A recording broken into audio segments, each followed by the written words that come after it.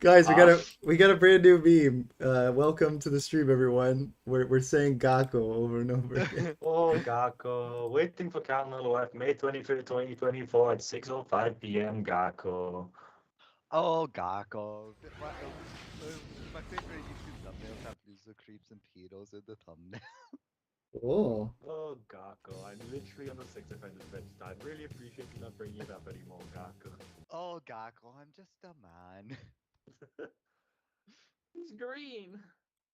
yeah, Yeah, yeah, yeah. yeah. How am I 30 No! late? How am I 30 minutes late? It's still early. Shashmuga. Is that like a naked Mario? Like little thumbnail?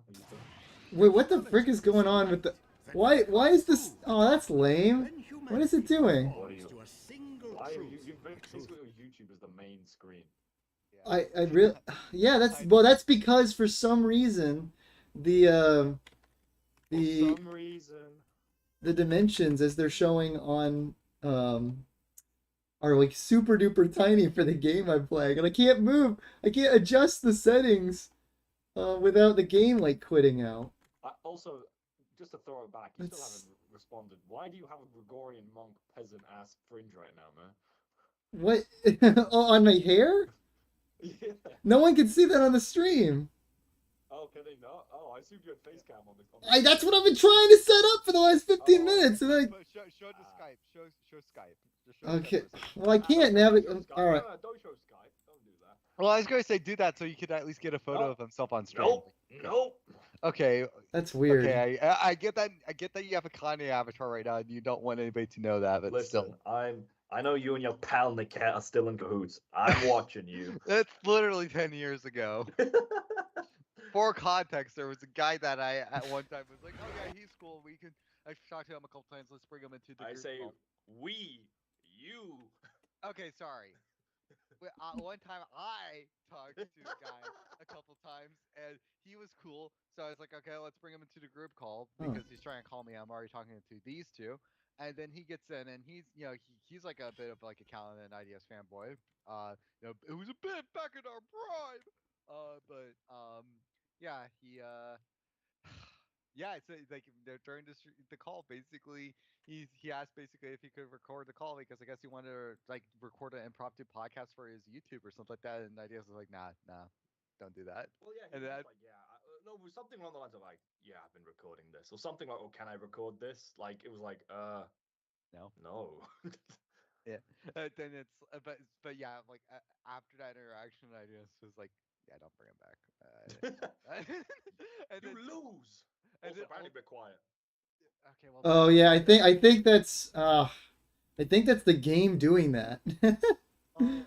Spider-Man for the PS1, you're such a jerk. I want to play this game. I want to play this game. Well, just boost us up. If can we all are we all of equal volume? Just play us louder because there's no sound from the game at least. You gotta ask the peanut gallery. They're the ones telling Yeah. you it's quiet. Yeah, as Yeah. penis gallery. Let me see if I Also, can. someone has seen. Trimat's noticed AI lines. It's so over. AI lines. Caleb, What do you- yourself, doxing yourself. Your screen is mainly your personal folders and your YouTube. Yeah, I know. Yeah. Whatever. I have nothing to hide. Yeah. What about your gigabytes of CP, man? He just has like a lot of QPunks asset folders. Yup. Yup. Did you? I have. Listen, when it comes to I really like the Audacity file in your desktop called "fuck this." I can't remember what it was. There's a Blender install that you never use. Which version? It's got to be an old one. Let's see. Let's just look at Caleb's desktop on stream. That's why I think there's some like Onopex lines in there. There's the picture of the three of us Open from when we file met. location. Yeah. I can't tell what that picture next to it is though. Project 93. That's like some fucking. It says 2.9.1. Oh yeah, That's an escaped specimen Caleb has captured an image of. Yeah, but Caleb, what's Project 93? We need a Project what? Project 93, that image looks a little suspicious. What's that? Oh. What is it? Someone edited that. Well, show it. I did. I clicked on it. Dude, Well, okay, we have stream it's not- flag. it's- But yeah, I don't- it's stream lag. I don't want to keep it on for too long. I'm gonna Wait, get it's flagged. coming up to it on the stream. It's coming to it. Oh. Yeah, that was somehow more sus that it looked when it was small. Yeah. Amazing. Okay. Okay, so I changed the dimensions and it's still doing it this tiny. Oh, what? And now you guys can see the Skype window for some reason. What the heck? This game is messing with my computer. Shout out to poop.wav on your desktop. Shout out to my ex. What the hell Yeah. is like eyeball? That's the Insomniac logo. AI can do humanity is done, by the way. Yeah. It's Just to true. clarify for everybody. I'm not sure if everybody's gotten that memo. Yeah. That OBS This is so that dumb. OBS seems to be cleaned up a little bit. OBS what? This is Your OBS sources could be cleaned up a little bit. That's That's so annoying. I should have tested how it would do before I started the stream. Yeah, you should have grabbed Cage's testes. Yeah. But you know what? I'm just going to put it out there. You'd be having less hassle if you just, were playing some Q-Punks video games available in browser on the desktop. You're so right. You know what? You're so right. Let's do that. Let's play some greedy goblins. What about like Space Girls can't like grow? Caleb needs to do like the local screen share so it's lagless, so you can both be reacting to it in real time, and we don't have this disjointed lag if we're going to do that one. Well, I thought, isn't the whole point that you have stories to tell? Is this not going to be just like background while you spill the beans? Yeah. Well, if it's background, I prefer goblins or Pinball Breaker. Okay, fine. Then I'll do goblins. I've got to beat it eventually. I've been ignoring the comments this whole time trying to set up stupid Spider-Man game. I want to play that game. It's been so many years that I got a download of it. I'm like super freaking stoked, and now it won't play on stream. Yeah, Maybe I just need to play. Oh my gosh, your game is so People are just loud. downvoting the stream and like I don't know, the standard peanut shit. Yeah, fair enough. Please make sure your favorite Ben 10 alien is XLR8. Oh, Cage, nice being a sellout in the comments. You're so cool. Dude, can I get a beatbox Joker laugh for that one? Mick said, also, Callan, why did you leave Jojo with Peter? You gave him a knife and Peter flipped people off? Yeah, I think Peter's hand was positioned with like a middle finger last night, so Jojo was showing the stream, or showing people on Discord or something. Yeah, Jojo's, I like Callan face cam. Well, thank you, but unfortunately, it's being real stupid. Here, I guess what I could do is just keep the AI doo-doo and just... Why don't you just have the tiny bit of Skype in the sliver between the browser and your desktop? I literally recommended that, and I got bullied out of that suggestion. No, that was a terrible idea, Cage. You know, ideas, this corner video idea, that's a pretty good idea. I know, man. It's crazy that Cage doesn't come up with these things. You It's assume what they fucking said! Cage has like 0 good ideas, and you have like very good ideas. Isn't that I interesting? have Cage- good ideas! Cage literally looks like Sub-Zero from Fatal Kombat. I don't look like Sub-Zero from Mortal Kombat, okay? Why not? Why not? Why? Looks down my pot belly. Why not? He knows. He knows why not. You know. Yeah, hard cuts you just like my consistent muscle and tendon injuries. Now I gotta remember, how do you run around fast? Is it the Z button? Bear. Z. Wait, is it the Z button then? Z and X or O and P are basically what you use. Is Z? Is Z Blob from Lego Dreams, or am I making that up? Oh, okay. Yeah, Z Blob is from Lego Dreams, the greatest theme of all time. My favorite Ubisoft game on the Wii was Z Blob. I straight up Listen, forgot how to Z- play this game for a sec. Z Blob is actually cool. Yep. Guys, play this game. This game's what would awesome. you go to if you went to the bathroom and you saw a P Blob? PE I feel like blob. it's a pretty standard bathroom fare. To be fair, fair. Yeah, but what if it was like a gelatilized, blob of pee, not liquid? I'd be like, I hope that guy sees a doctor. Oh my gosh. Also, if you But were what- wondering where the Micmac Productions team is still working on the headless The only thing stopping us from working on it right now is my PC is in the shop. The Headless, is that like your new series or something? I actually like that. Goddamn, how is he talking about? The Headless sounds like a cool series to me. Yeah. The Headless Horseman. Yeah, Headless is just a story of Cage's life. I was going to say Headless is just about a guy who never scores, but that also worked. Oh. Damn. Damn. IDS, you need to stop bullying your friend. Look, my friend is my friend, so he's not got to be my friend. Yeah. Wait, what? I am Spartacus. What was the point of those spikes behind the... I'm Sporticus. Cage I kind of got firsthand that Sporticus is actually a really good role model for kids, because I went to see my friend who was a kid, and literally he came. I think he's like about 2, and he's like, "I want to meet your new friend," and he's like, "You've met him multiple times. He held you as a baby. Like, you know him. Like, why do you act like you've never seen him before?" But he came out, basically wanted to show me all his Sporticus tricks, and he was doing like backflips and like push-ups and shit. And I was like, this is the first time it's dawned on me that actually Lazy Town is actually a great show for kids, because the hero of the show is just a guy that does calisthenics. And Roddy Barton's just a potbelly Waluigi loser. But I'm just like, yeah, creepy puppets aside, the hero of the show it's not like superhero stuff like you can't do. It's just a guy doing bodyweight exercises on camera for no reason. I'm like, this is actually a good role model.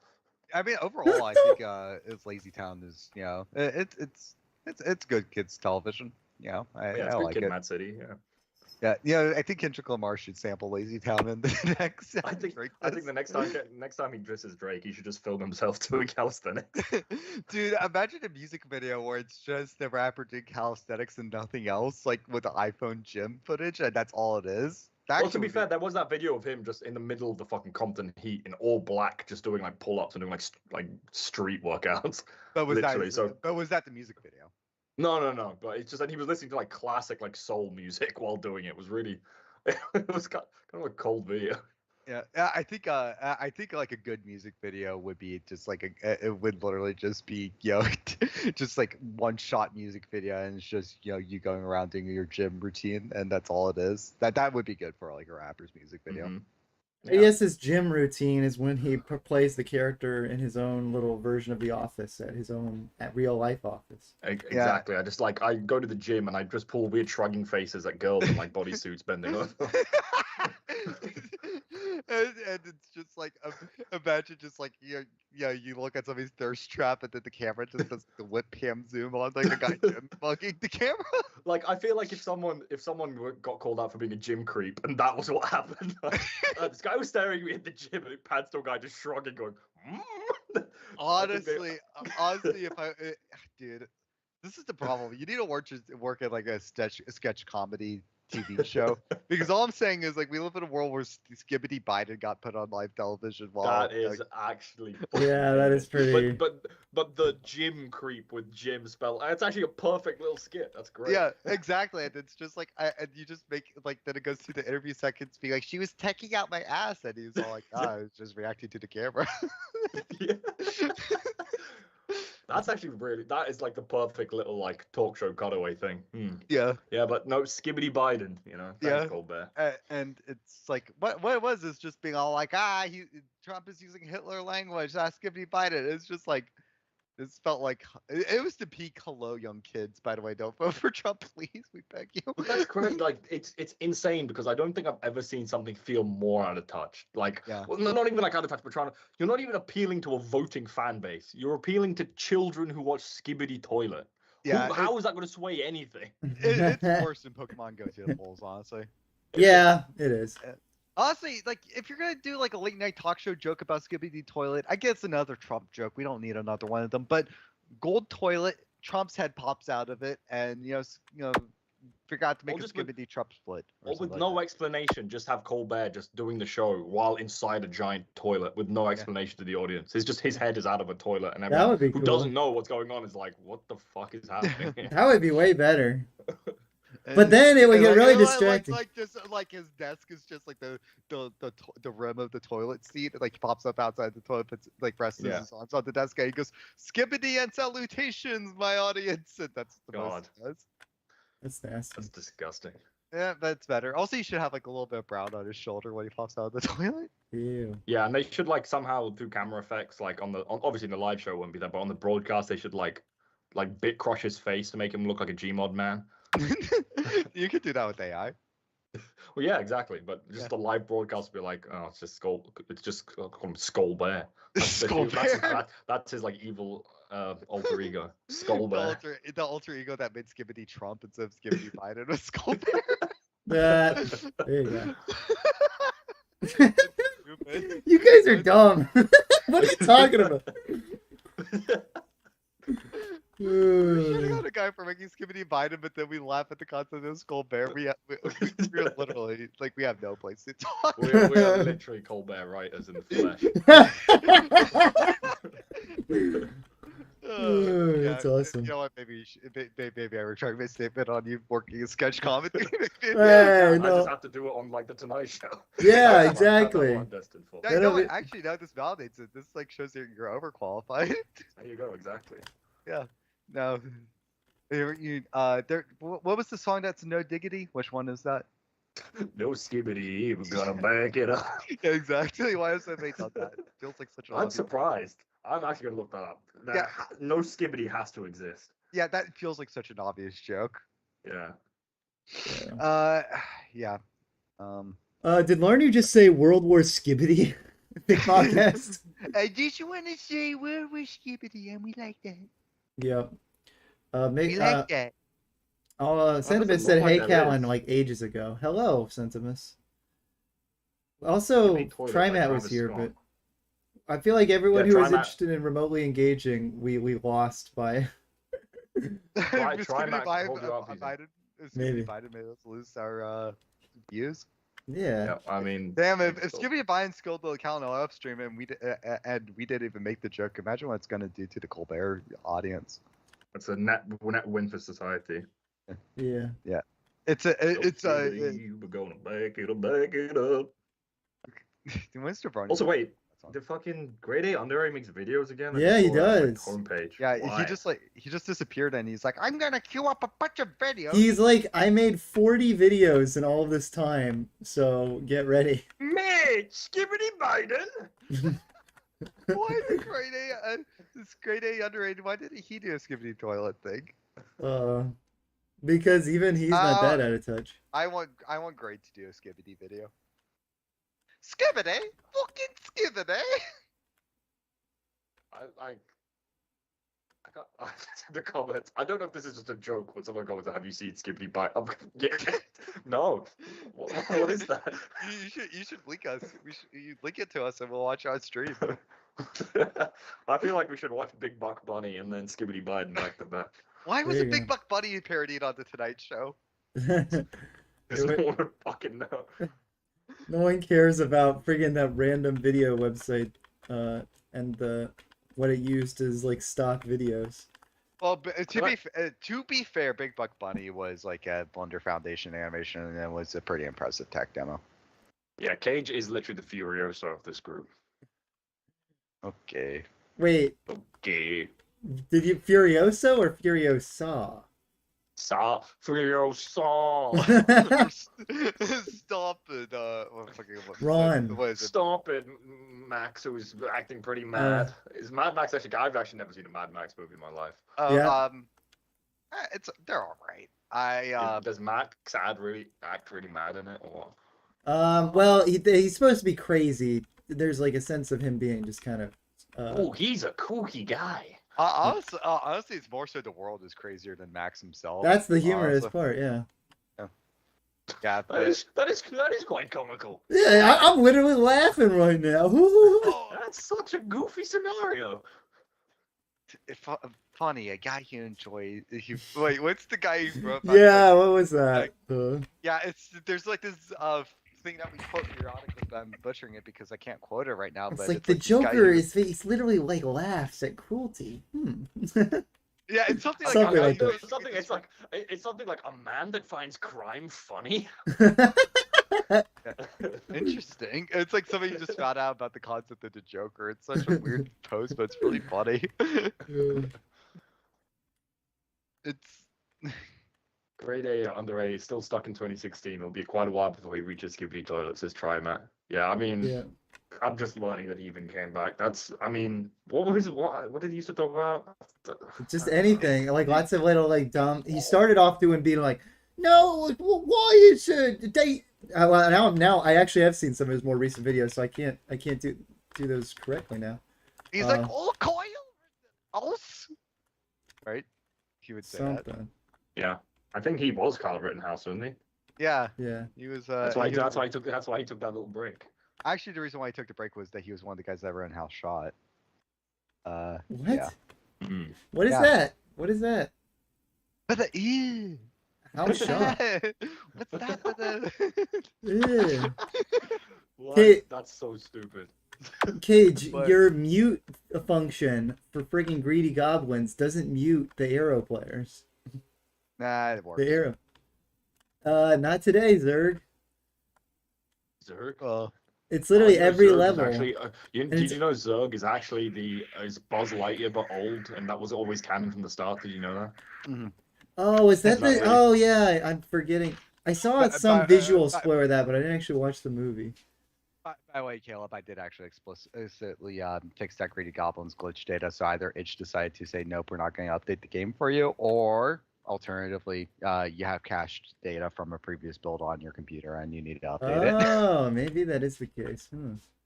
Ash rules everything around him. Yeah. What would you do if Jolokin was renamed King Batch? I'd have to do what I had to do to survive. I had to do to survive. I mean, I think everyone has to do to survive. Dang it. We're on a bad roll. This is the OG brain rot. Yeah, everybody's all like skipping toilets, like fuck the toilet. I'm a Duke right here. I'm a poo my own thing.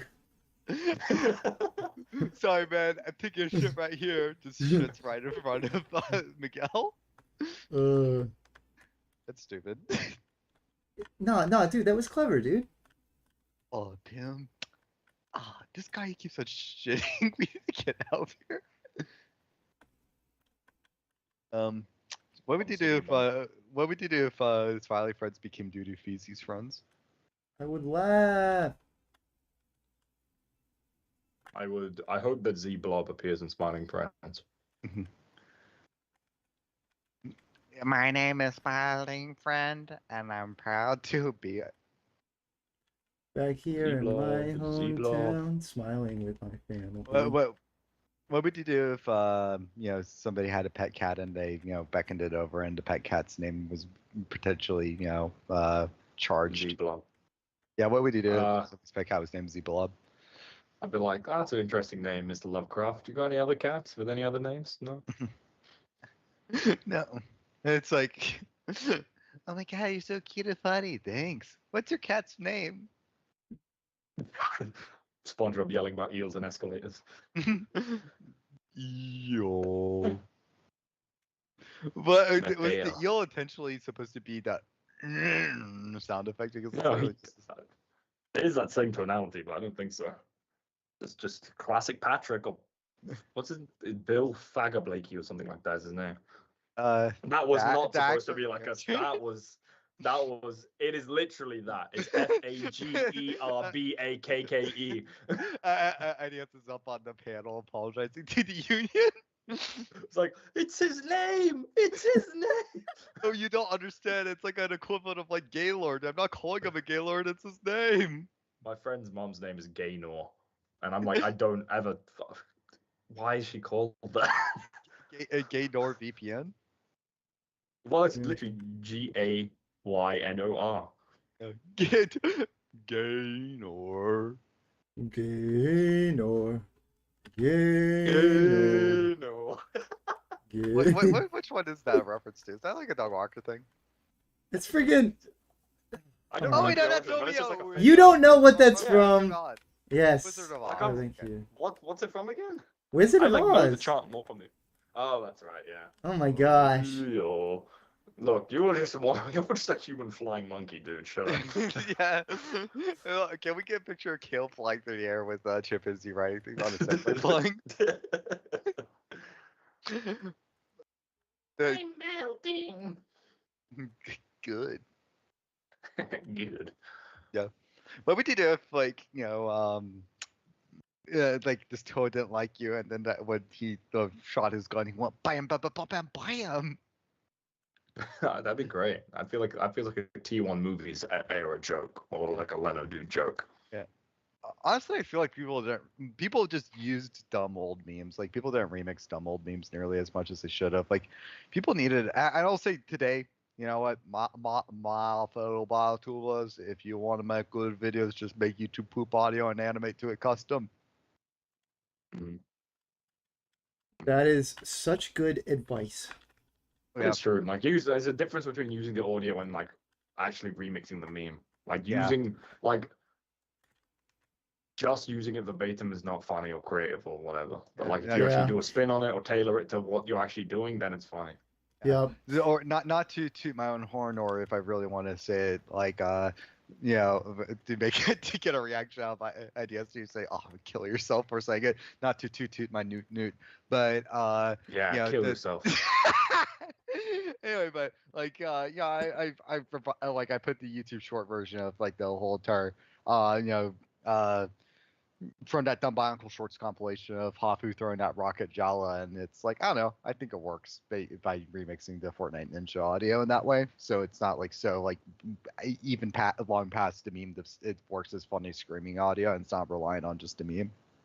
What happened to like did Ninja get cancelled or some shit? I feel like I never see him on shit. Like I never watched his stuff, but it's like I even like through osmosis, I never see anything about him anymore. It's literally just the fact that he just chose to not stick on Twitch because like people were paying him for exclusivities, and he just basically was like, yeah, you know, it's like my fame isn't going to be forever. I'm going to take the exclusivity deal and make a bunch of money this way, even if, you know, basically I'm not going to be as popular anymore doing that. And you know, he just did that. But I feel like people.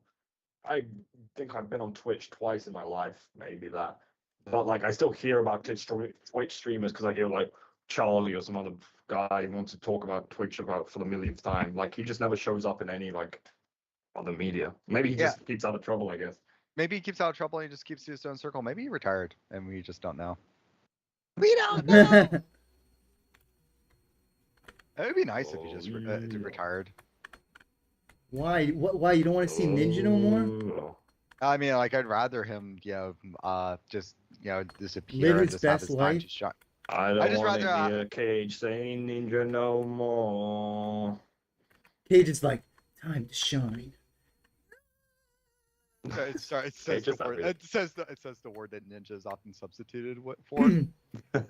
Copper Cavern says, glad to make it to the stream. Question everyone in the chat. Would you rather Bionicle G3 or Hero Factory G2?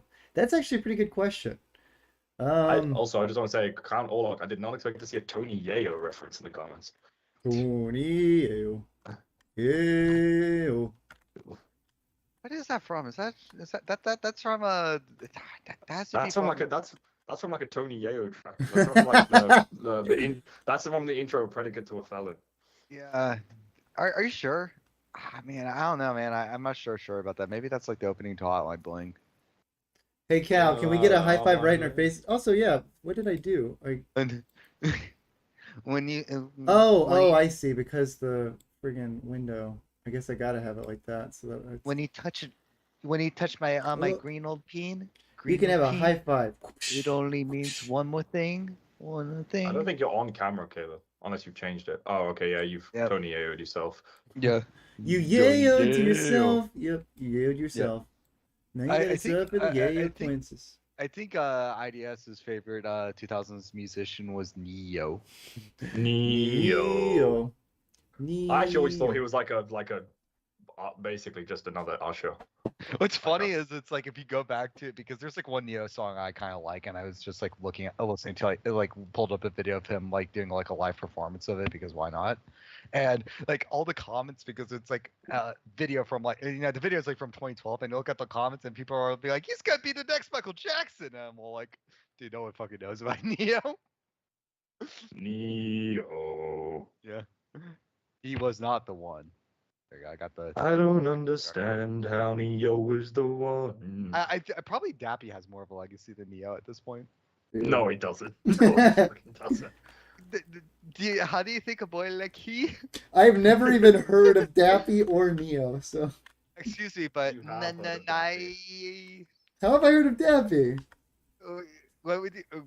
You literally cannot know Cage and not have heard of Dappy. Yeah. My three personality traits are Sonic the Hedgehog, Nanai,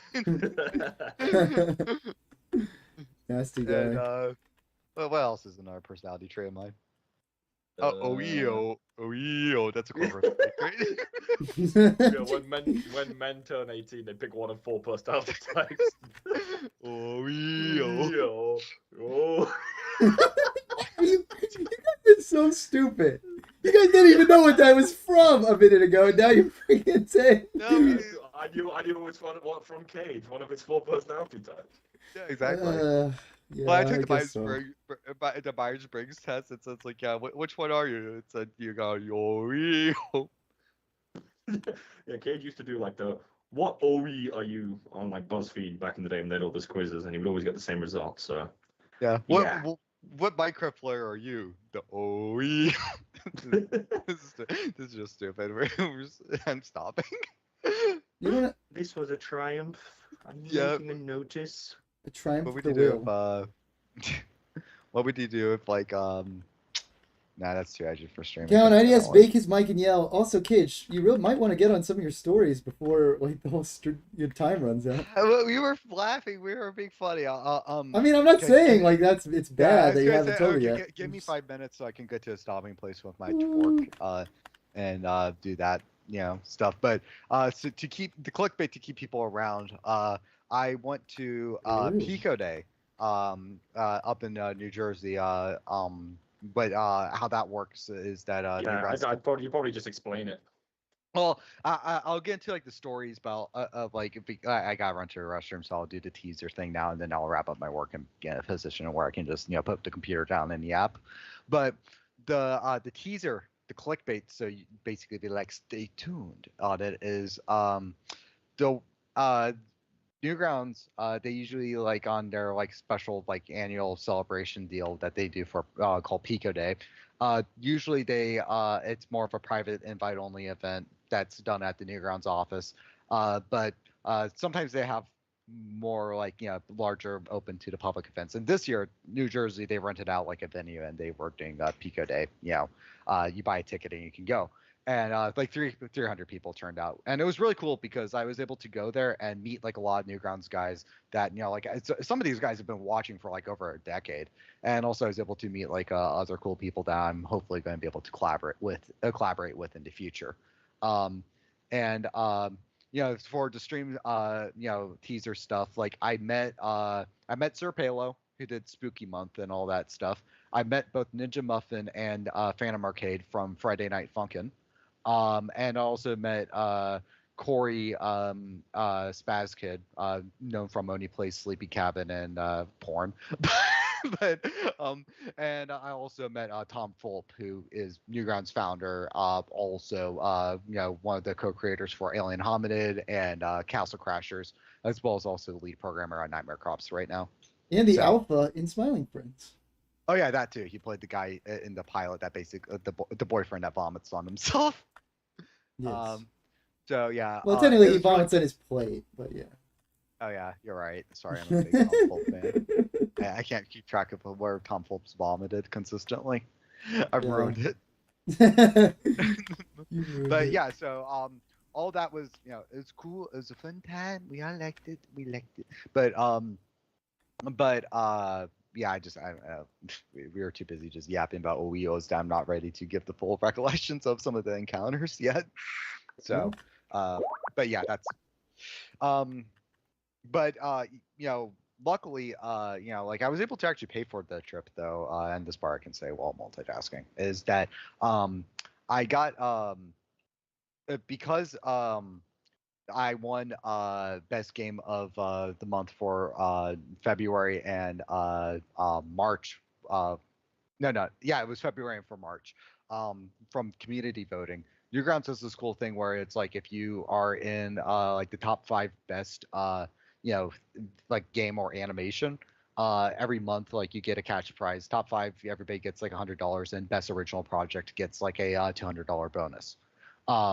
And that's done so like if somebody's like like Sonic parody animation became like first place, like the guy who made an original cartoon that got second place doesn't get snubbed out. It's a much more fair system and more artist friendly, because it's easier to get clicks for a Sonic thing than an original project.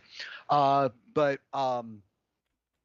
what happened was though that like I was able to get a total of basically $600. And I spent basically I between the plane tickets at the airport, basically the flight there and back cost the $600 at one. But it was cool though. But it was cool though because I was able to go to the Newgrounds event because of Newgrounds basically paying for my tickets to go there. So That's pretty sick. Yeah, so I mean that was nice, and it's also not like I spent all the money I made off of stuff. Like I'm saving some of the Greedy Goblins money aside, so like whenever I publish something to Steam, I have cash basically to put on those platforms, and I'm not stressed about like storefront fees and all that stuff. But yeah, so that it was really cool though that that things worked out that way, and it was fitting that basically I was able to meet the people that I liked from Newgrounds because of the work I've been doing on the site. And going forward, like I'm definitely focusing on doing the game development stuff, but with like how much I want to try to do game development full time and all of that, like all my output basically is on QPunk stuff nowadays. So like if you want to keep up with that, follow me on QPunks. Like I'm going to start.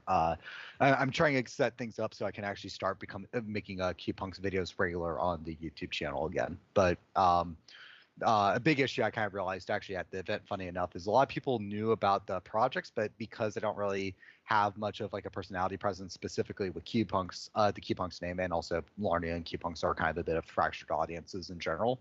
A lot of people recognized my games, but not many people recognized my name. So when I started talking to people, I'm like, oh yeah, I did like Pinball Breaker, or I did Space Girls Can't Swim. People are like, oh cool, yeah, I saw that was good, But no one walked up to me being like, "Oh crap, QPunks, you made Space Girls," Right. So that was part of like what the eye-opening thing about the experience was that I want to basically start working on basically fixing that situation, and just simply put into fact, not because of a narcissism, but because of the fact that the unfortunate truth is with the way that both people work and also how the internet prioritizes things, you even if you're an artist and even if your work is more important than like say a persona, a lot of times the persona helps carry attention to your work, and the persona behind the artist is like a lot of the draw there. It's one of the reasons why actually separating from the art and the artist, like it's an argument that I typically like tend to have a little bit of people buying into, is kind of like I question how much people are really being honest with themselves, because like a lot of times I don't know, I mean like watch a show like Smiling Friends, and so much of Zach Hagel's and Michael Cusack's like humor and like inside jokes or like bits that they've mentioned on like live streams and stuff just seeped its way into the show. The show is so much of like what makes it unique is it's a stream of consciousness because of from those two writers' heads, that basically it's like what makes it unique is because these two individuals are unique individuals. It's hard for like if somebody wanted to try to do a separate art from the artist argument with Smiling Friends, it's like you can enjoy it without knowing who like say Zach Adel is, but at the same time like when you know the behind the scenes mechanisms behind it, it's like the Smiling Friends is very much a reflection of like what Zach finds funny. Right. Yeah. And same with Michael. Yeah. But anyway, that's kind of a long-winded way of basically saying that I have plans of trying to be more active again on things, and part of my Pico Day experiences was eye-opening of like kind of like the direction of like how I'm planning on structuring some QPunk stuff going forward. So, but yeah, anyway, I'm gonna grab my drink real quick and then I'll tell the funny stories that you can basically clickbait into stream highlights. Let me check if the chat said anything, or if the chat said you get on with the cage. I think they've been rolling around playing in the flowers. Yeah, they've been rolling around at the speed of sound. Okay, please. Hey, Cal, how many games did you play last night? I played a couple of Smash games, I think, but really not much.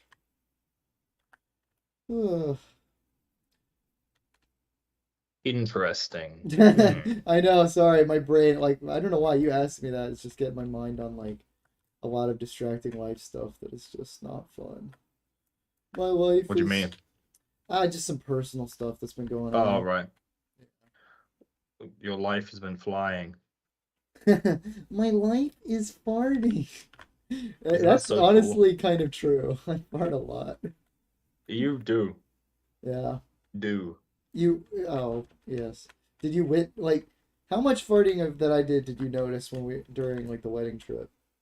I don't think you spoke at any point. I think it was just all flatulence, wasn't it? I mean, I think I said a few words here and there, but...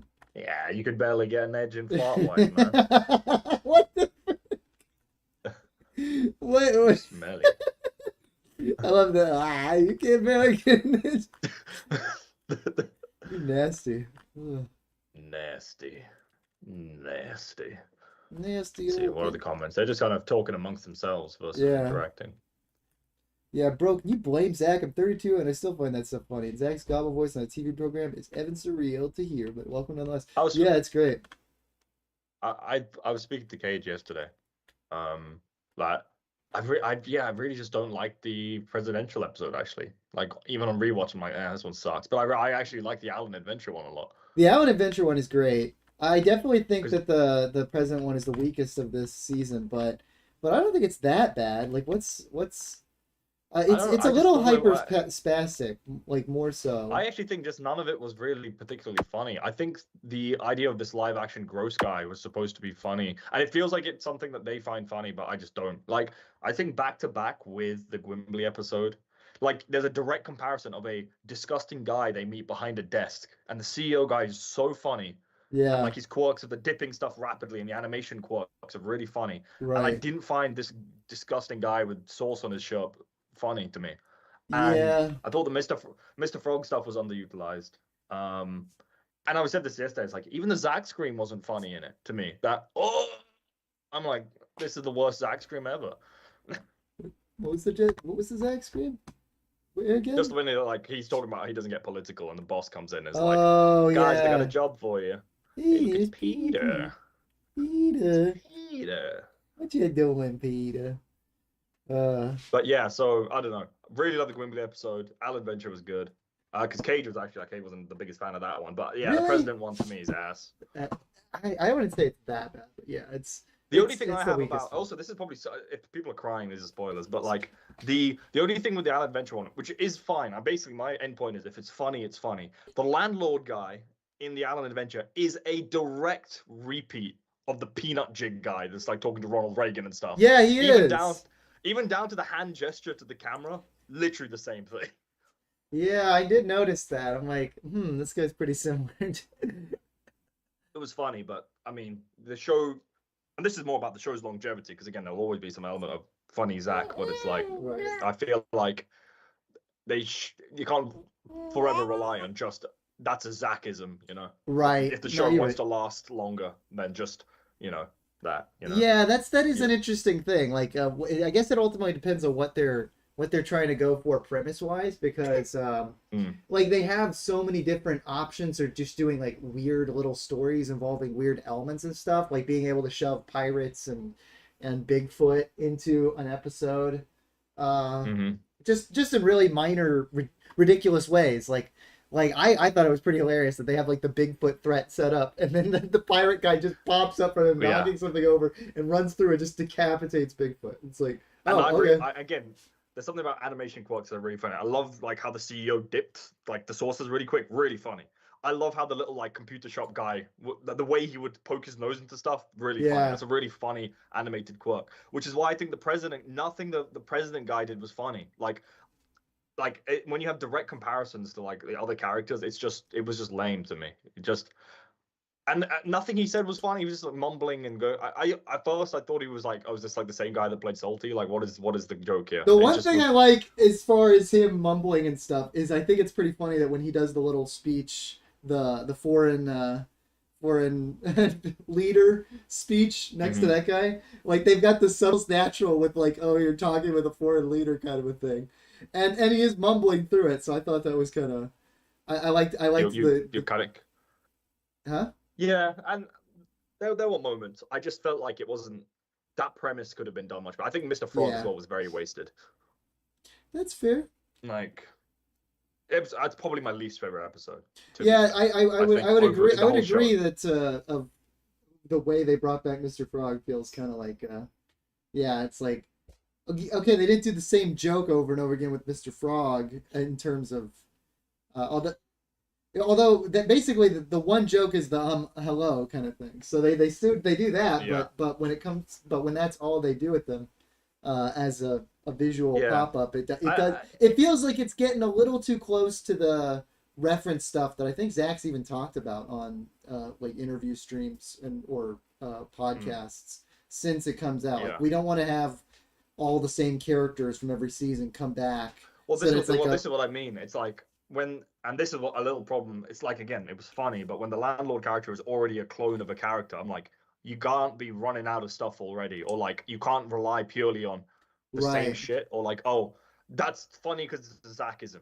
True, it is funny because it's Zachism, but it's like that alone doesn't carry a show. You know, you can do the same shit on a live stream or a gameplay. And to some degree, I think they probably have a healthy sense of like, I mean, you got to remember that they made this with the understanding that just the pilot might be the only thing they make, and then when they got thumbs up to make a first season, they're like, we're making this, like, this is the only season we can make. So they're making humorous, like, I think the goal of this series specifically is, what if we make something that's like maybe 4 seasons, a bunch of dumb, silly little, like, we can just kind of get some cool, really good animation. They could create a bunch of great portfolio work for every person involved, and make it as funny as possible with the small budget we have, and make something that like showcases the kind of things that we've like funny in short 11-minute sketches, and that's it. Like that's the entirety of the show. Because if you only have what, like, 8 times 4, like 36. Well, that's how it 8, should 16, be. 24, I think 32. comedy 32. works best in that 11-minute format. It always has. Funny cartoons are always short. So if they have like 32 episodes in total, and then they go on to do other things, that might work out for the best as far as like what this show is capable of. In terms of making it last. There's definitely a chance. I just don't want. I mean, it's definitely good. And again, I think this is the only real dud so far. I just thought that one was just crap. Yeah, fair enough. But I think again, this is why I thought Hellbenders was never that good. Right. Like, it's just it's just them fucking doing the Oni voice. Like, that's the whole fucking shtick. I just don't want it to just be that with Zachisms, because even though Zachisms are way funnier. Now here's a question: do you think that they would go as far as to have like the Smiling Friends help out Chris and Zach? That would be funny. That would actually be funny. Like, in a meta context. But this is another thing as well. And I think this is where, because there's such a large fan base for this stuff, it's like a show should stand apart from just the jokes, just the meta jokes, or the jokes that you were it would be like us, like if I'm writing on Apex and Pals and I start putting highlight references in there or something. Like, it's that sort of thing where it's like, it's funny, and it is funny, but the audience is just like, it's like reference humor. Like, I get it, they did the thing. Like, so hopefully they are more careful with other characters. I thought the DJ Spit thing was so stupid and so ridiculous that I had no problem with him reappearing versus, because Mr. Frog reappearing, it felt like they were gonna do something with that. They did nothing. Like, DJ Spit showing up and just being crazy is just funny. But this is what I mean. It's like, like the episode is like, yes. To be fair, this actually now, as far as setup and like information stuff, they have set up that Mr. Frog is the president now, so there might be a 3rd episode in another season. That could end up being. As long as they don't have, I don't even remember that disgusting guy's name. As long as that guy's not there, I'm down for it. Well, like, I think he's a one-off. I mean, they literally had the end credits scene, him happy on the beach. So good, because that's the thing. Like, the Gwimbly episode, like, I don't care about all the memes online about it, but like, that's genuinely probably like up there with like Worm Odyssey. That's one of the best episodes. Like, it's really good, and it's got Zachisms in a way that isn't just. It's Shrimp Odyssey, by the way. What did I say? Worm Odyssey, because that's the game he made up in Oni Plays. See, now I'm actually mixing it up with fucking Oni Plays shit. But like, with the villain's wife, being just a shrieking creature. That is such a Zackism, but that's funny even if you don't even know who Zack Adel is. It's Yeah. just a shrieking creature. Well, Like, yeah. I mean, like, Like- well, Glimbley inherently too. It's just, I mean, like, come on, that ooh sounds like a really like, you know, kind of like, you know, but like, oh, the catchphrase that everybody loved, it's like ooh, the best catchphrase in the world. Everybody was saying ooh back in the day. Like, it just sounds like such a stupid idea, like a stupid thing. and there's just lots of injected stuff in there. Just like if I had my gun, I would fucking like it. There's just so much. It's just funny. And again, I love it when a character has a signature animation quirk. Again, Yeah. him dipping the sauces. That is was so great. funny. That Like was... just as an animation does. And When he's on the it back even of has the- a punchline at the end where he does one Yeah. final dip into his own blood. Oh, in his own blood. And also when he's like walking around with what's the Space Marine guy? Yeah, I yeah. can't remember his fucking name. Oh, Trogor. Troglor, like when he's walking away, he's put sauce on his face and he's dipping off his helmet for no reason. That's really funny. And Yeah. again, the mechanic in the Alan Adventure, the computer repair guy, the way he would click into every device using his nose is a really funny animation quirk Yeah. for a character. This works even Um, better than the other one. Like Yeah. it's just hilarious. Like that's again, it's kind of like how the Scooby Doo characters have a signature walk cycle. A character having a signature piece of animation is funny. Yeah. Okay, I agree. segueing this into my stuff, you know, that the story I was about to say, if actually Phantom Arcade was wearing a Smiley Friends hoodie the entire time he was at Pico Day. So, Ooh. but yes, but so, okay, I need to condense it. So, I don't, I don't want to spend the entire live stream yapping about being like, oh, this cool Newgrounds guy, because, you know, chances are, you know, I don't know how many. You already of told the catalog- main one guys that you saw. Yeah. So Yeah, no, I listed like the guys, but in terms of like actually meeting them, it's like, you know, the story of like say like meeting McLeod Gaming, who did like Super Smash Flash, and he's working on like, you know, Frame Makers. Like that story is cool to me, but I don't really know like how many people out here were playing like version beta version 0.1 version of Super Smash Flash 2 at the age of 8, like I was. You know, that also went to, you know, Pico Day. I mean, sorry, I mean, not I also went to Pico Day. I mean, like, you know, I'd be surprised if any CalOF guys went to Pico Day, but I'd also be surprised if any CalOF viewers were like that, like old of like McLeod Gaming fans and such. So there's like a lot of like stuff I could fanboy at, but I'm condensing down like basically the 3 funniest interactions that like, you know, that are like, you know, good general stories. So first one is the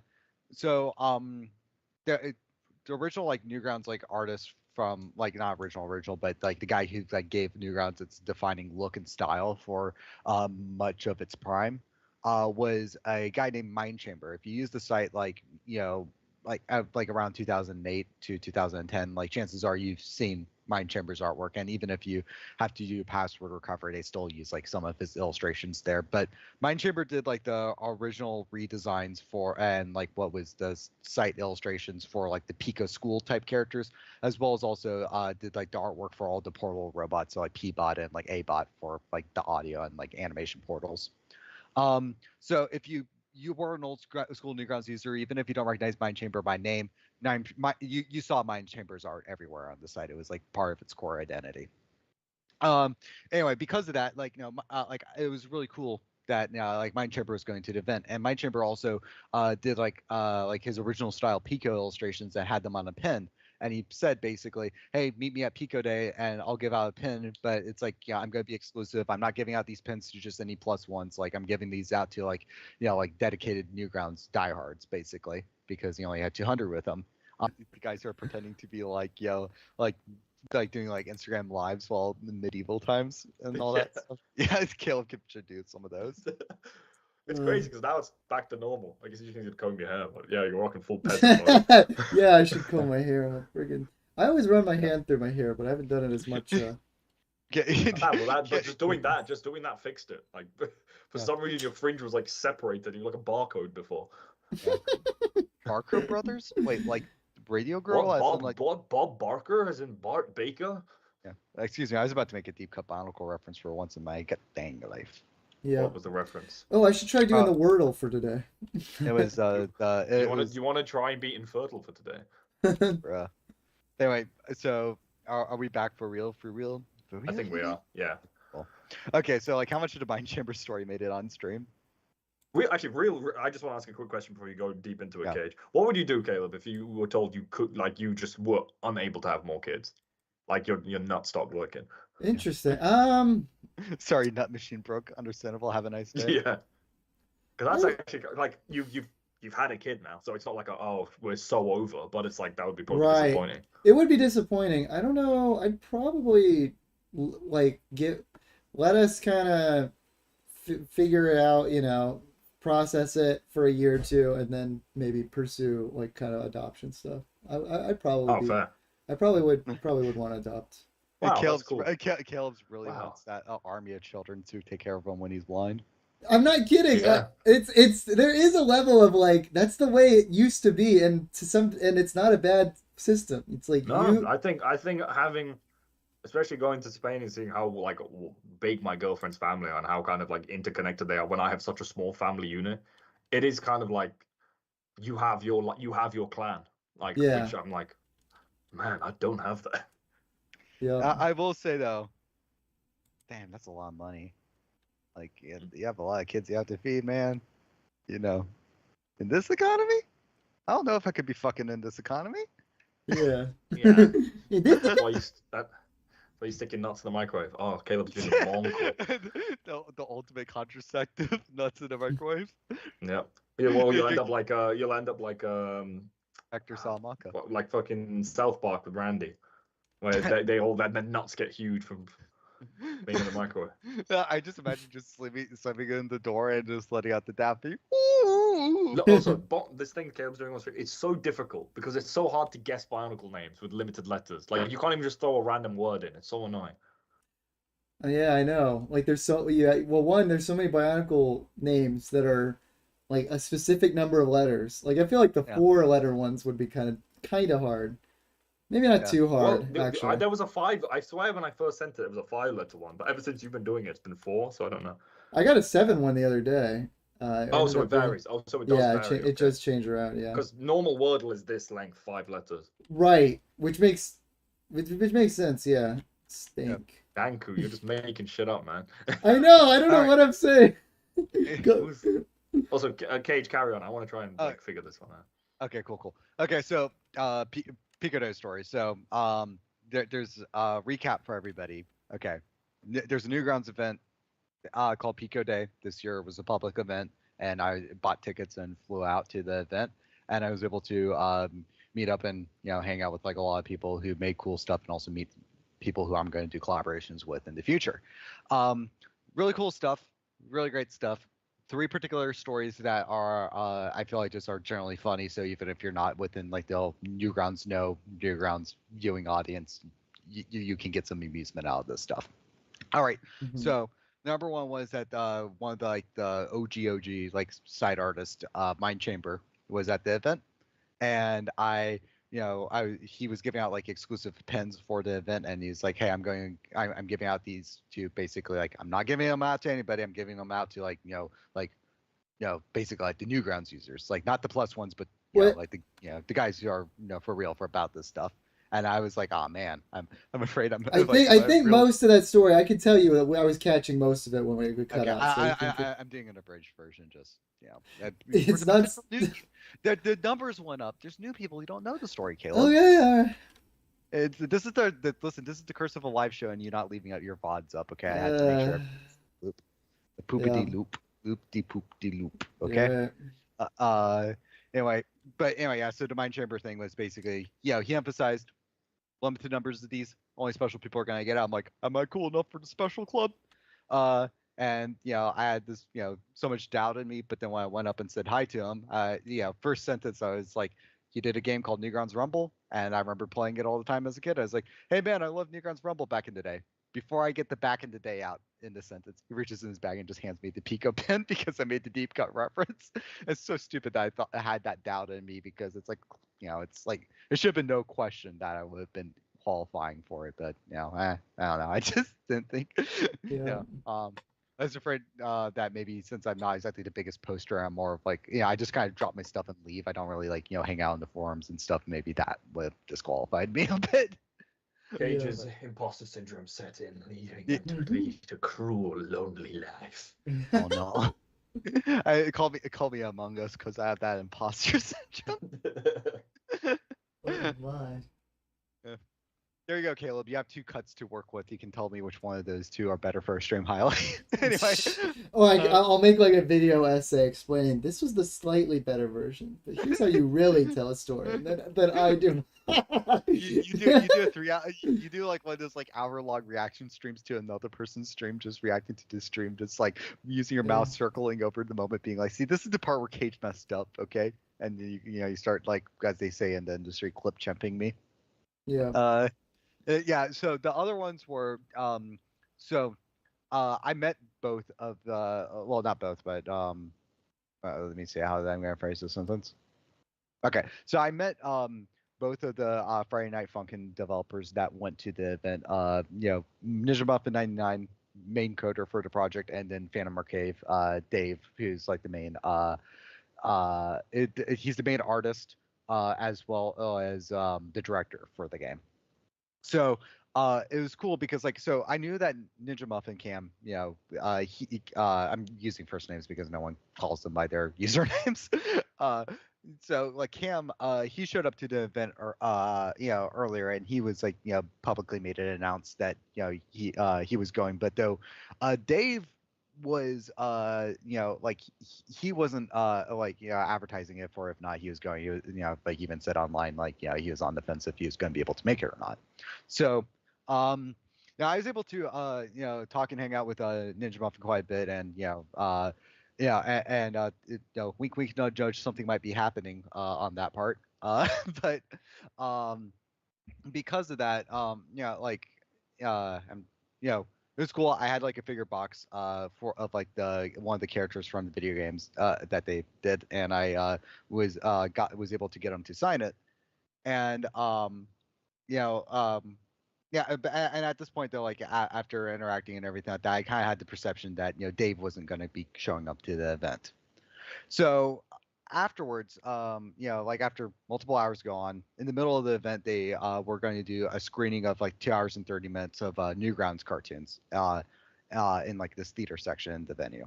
So I sat there. I have I bought a beer. I was sitting in the. You bought a beer? What the fuck is wrong with you, man? Yeah, I know. I bought a fucking beer. I can't believe I did that. But I listen. Okay, forgive me, Father, for I've sinned. I bought a beer. But anyway, I bought my beer. I walked over to the theater with a bunch of with a bunch of guys who basically still act like college students. Everybody's sitting in the theater seats. The cartoons are about to play. They played the first cartoon, but the speakers aren't working and it's just on mute. Okay. And then they rewind the cartoon, play it again to try to fix the technical difficulties. It's just on mute.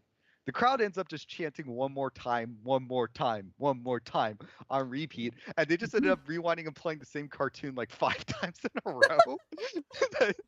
But then what ended up happening was that by that point though, I actually finished my beer. And I was like, and then they were like, okay, you're going to be fixing the speaker system now. So I was like, okay. It's I finished a drink. I'm going I don't want to be holding the can the whole time. I'm going to toss it away and maybe get another one. So then I got up, I walk up, and I'm leaving the theater area, and then all of a sudden the speakers just let out this giant sonic blast that deafens everybody inside the theater seats because the speakers had to reconnect, and everybody was just there. But I was just I just left the theater area, so it was almost like a gunshot going off behind me. I bullet dodged, and since the admittedly I drank the beer maybe a little too fast, so I started to get a bit of the buzz going on, and I saw that I was like, what the fuck? A little bit. But anyway, so with me stumbling past the sound explosion thing and kind of a little daze between the beer and the sound explosion thing, I walk forward and then I see that it just so happened that both Corey from Oni Plays in Sleepy Cabin and also known as Spazgood, and Dave Famercade both showed up to the event. And I was like, holy shit. And it's I can't, those 2 guys actually came. I didn't think they were gonna come. Fan of both of their works. So what happened was like I was still a little tipsy, and when I saw Dave, Dave was like in the middle of like talking and signing something with the fan, and I needed to go grab my like little figure box from his game, and I was like, hey, listen, Dave, promise not to evaporate on me while I go grab something for you to sign. And he's like, okay, I'll be right here, brother. So then I go over and I grab my little box, and then I bring it over to Dave. And and then and he signed it. And he was completely cool. And it was as silly as it sounds, it was really important for me, like me personally, to meet Dave. Not because like I'm the biggest Friday Night Funkin' fan out there in the world. Trust me, there's a lot more diehard fans for that game than me. But Friday Night Funkin' blew up right when I started taking video game development seriously. And it's been like a consistent source of inspiration. And it was actually Dave, like he made a public statement basically saying like, hey, if you're an independent artist and if you want basically your work to, basically be on a platform that actually supports you and find a community that's supportive of you making your original creative vision, go to Newgrounds. It's the best place out there right now for that. I listened to Dave's advice, and it's like one of the best pieces of advice I've ever taken from anybody. Because like I've gotten a lot from putting my stuff up on Newgrounds. It's like the majority of like where my prime player base comes for Q-Punk stuff. I've been able to basically learn how to make games by getting direct community feedback with my projects, and I've also, because of community voting and wanting to best game of the month. 2 months in a row, I was able to actually pay for my trip out there. So Newgrounds is great. I feel like that pales in comparison to the amount of advice that Caleb has given you in a creative field, though. I'm pretty sure. Yeah, you know what? You're right. Like Caleb saying that Greedy Goblins is too hard and I need to remove the run button was a very good piece When of did I advice. say you had to remove it? Oh my gosh, guys, look at this! You can play it like this. This would kill you, like as if this game isn't hard enough when you can only put in Bionicle words. Look, you can play in the Matoran language. Oh my god. But anyway, yeah. So like with that sort of stuff, like I gave like like an abridged basically version of the thank you, without giving like all the whole prior context to Dave, because it was like it meant a lot for me to be able to say face to face to him directly. Basically, what he was able to do was really inspiring, and basically, he was right about basically putting my stuff up on Newgrounds. So yeah, and he was like, yeah, like completely very happy to hear that, and yeah, send me over your games. Just send me a direct message on Newgrounds, and I'll go over and I'll give it the classic 2-star review. And then and so very much it's like genuine with a sense of a little bit of humor at the end. A very him response. And so that was cool. And then I went over and then met Corey, because a lot of like my interactions with these guys, because I knew that there would probably be like a lot of other people that wanted to talk to these guys. Most of my interactions, I was just like, I'd rather not overstay my welcome, or rather make it like a short get in, get out sort of thing.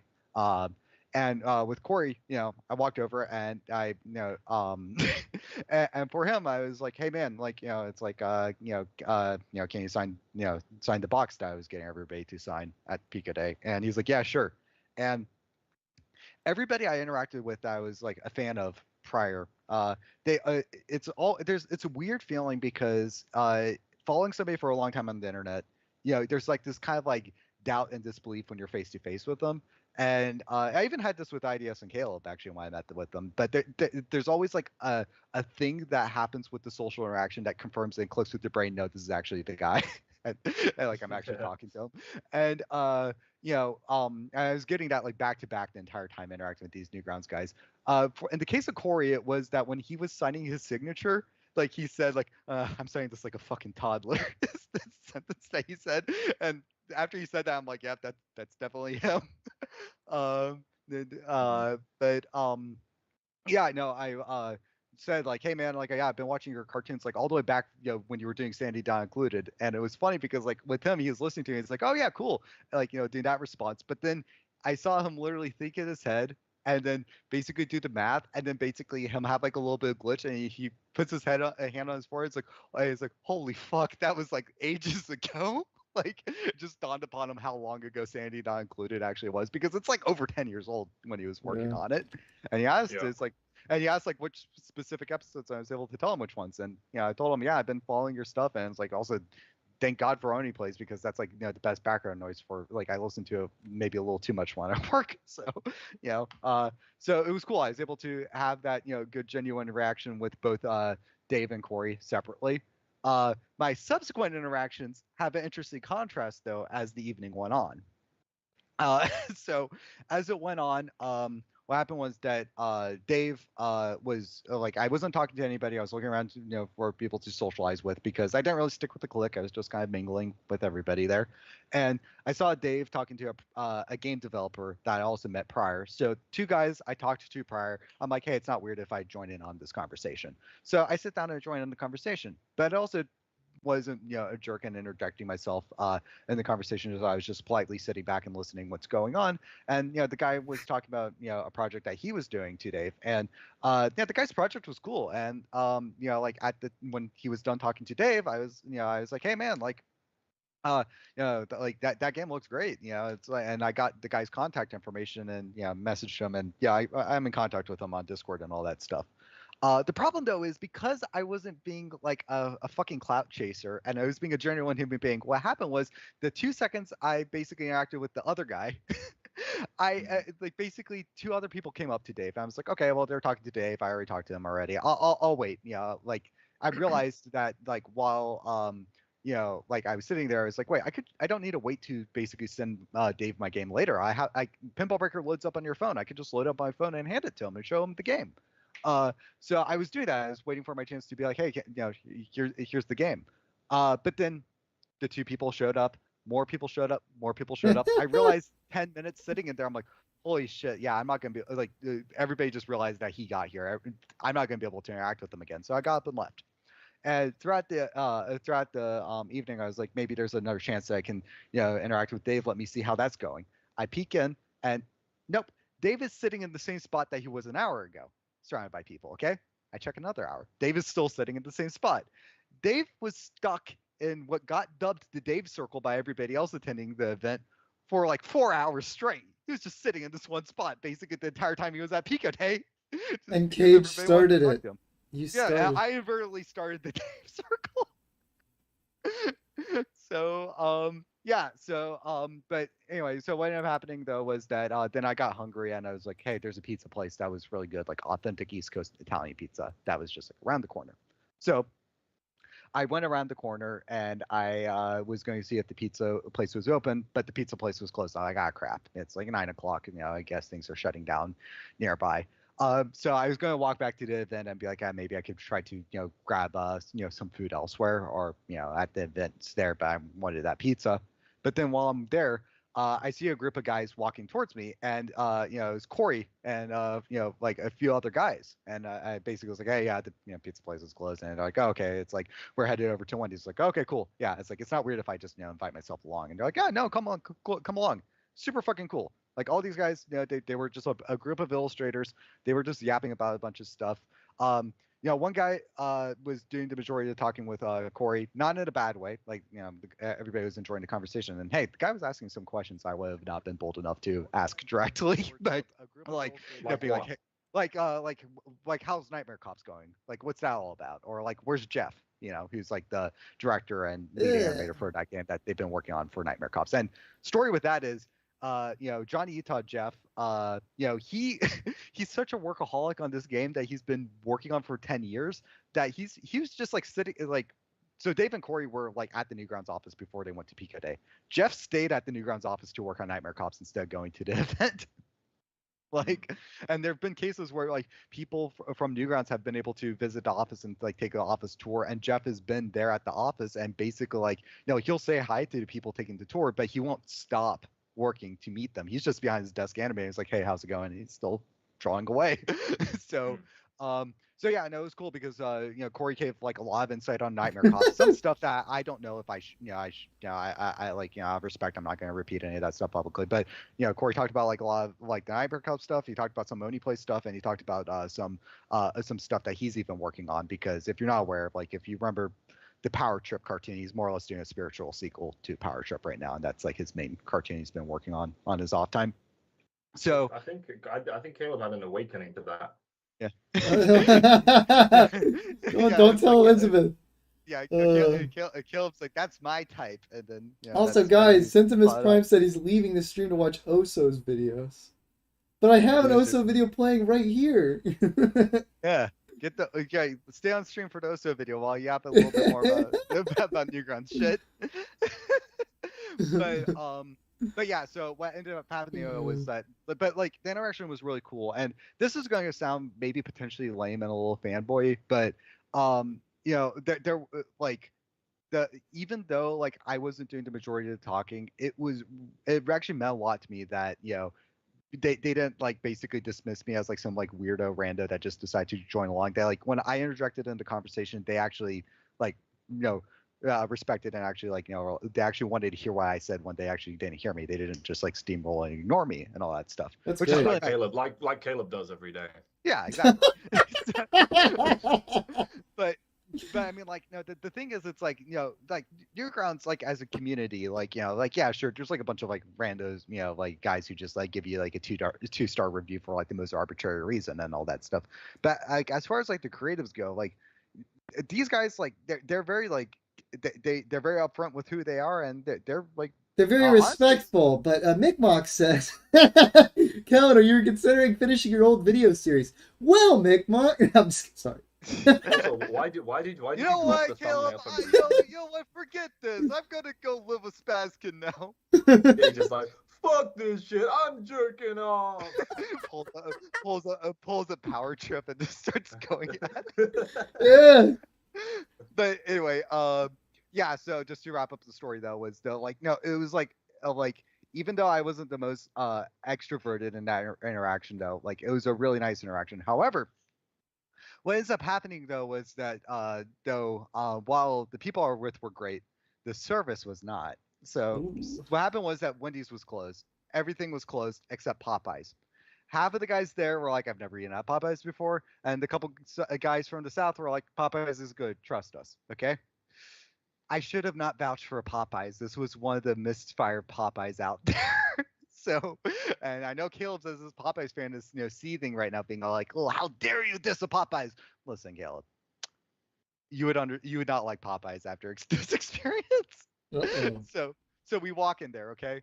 There's two guys working behind the counter, okay? And there's like a lot of people in drive-thru, but it's only two guys working behind the counter. And you see this glorious mountain of fried chicken behind these Ooh. guys. We walk in there, and the guys are like, "What's your order?" And everybody takes individual order. Then we sit down, and then we have our seat, and we have our little conversation. We're talking about some shit like about like Sonic or something like that. And it's like You said more and then all of a wine? sudden, we hear like some shouting behind the kitchen, and we turn over and we're like, what's going on there? And like we think it's the guys trying to get our attention, but instead no, it's like the two guys working behind the counter had like some Three Stooges routine going on, and they were just bickering at each other about their drive-thru orders. Oh my And gosh. yeah, and it's just this loop for like we talk for 5 minutes, shouting behind the counter, everybody looks. Talk for 5 minutes, trying behind the counter, everybody looks. It's like Corey puts his head down, and he's like, "This is a fucking third world country. What's going on?" This goes on for a bit until one guy, shout out Beefy Thunder, one guy basically decides to get up and basically ask the guys, "Hey, where's our order?" The guy working behind the counter goes, "You ordered?" And Oh my everybody gosh. looks around. It's like, there's like 5 guys in the restaurant. There's no one else here. Yes, we fucking ordered. Anyway, the guy that turns to his coworker. He says something. I can't understand the foreign language, but the guy says something, and the guy and like it's basically to the effect of like, these guys ordered. Like, what's going on? And the other guy basically does this dismissive hand waving, like, yeah, and I had to really try hard not to start bursting out laughing. Because like after like all these years of like hearing about like on like Oni Plays and shit or Sleepy Cabin, all that stuff about like stories about like bad like service at restaurants and stuff, a part of me always wondered like, okay, how much do these guys like over exaggerate these stories? After this experience, I'm telling you for a fact, there's no hyperbole to any of these types of stories. They just deal with crazy shit regularly. I think it's just called being on the East Coast. But Yeah. yeah, but so they so anyway, we got our Popeyes, but here's the thing. we got the receipts. It's like, what did he order? This and this. Okay, they grabbed a couple of pieces of chicken, slap it in a bag. They handed it to us in 2 seconds. 2 seconds per guy. We leave. We could have left ages ago. We could have left 45 minutes ago, but they but they just completely forgot that they had customers on the inside. Anyway, after the whole experience though, we're back and like at the event, everybody's like eating the Popeyes, and then Corey basically is like, okay, he basically decides that he's going to head back with the group that he drove up with because shared a car, and he basically it's like, oh, hey, you're going? It's like, yeah. And it's like, hey, it's great seeing you. It's like, yeah, sure. And it's like, and it was a cool moment. But I'm trying to think of how to phrase this without sounding fucking gay. But basically, it's like it was a cool interaction having with them, and I was like, okay, cool, great. I gave Corey a proper goodbye. It's like, Dave is about to leave too because he went up with Dave. I need to give Dave, his give Dave a proper goodbye. Anyway, Dave walks up, and basically like the way that he's positioned is that there was a bench where like basically the Popeyes crew was sitting on, and I was standing because there was no room left. And Dave walks over, and he basically says goodbye to like basically the whole Popeyes crew. Anyway, he turned like I'm just positioned standing behind him, kind of like near Corey. So he basically, Dave turns to me, and I was about ready to be like, hey, goodbye, man. But Dave decides to spontaneously, because he's a bit of a prankster, to just straight up, like, full blown do a Five Nights at Freddy's, like, scream at my face and promptly, like, just full Five Nights at Freddy's scream, and then he just leaves, like, while laughing. So like I had like a very genuine goodbye with Corey, and then just like a really memey shit post goodbye with Dave. And that's why, just to clarify, I gave so much, like I have to illustrate basically like the level of contrast of genuine with one guy and then just a complete joke with the other guy. That's how Cage met his mother. Yeah. My mother. I'm gonna mute the stream and play Minecraft if that's okay, McMock says. He just missed out on all those cool stories. No, you can do what you want, McMock. Hey, listen, all I'm saying is one McMock might not like the stream, but there's many other people who are listening. I'm listening.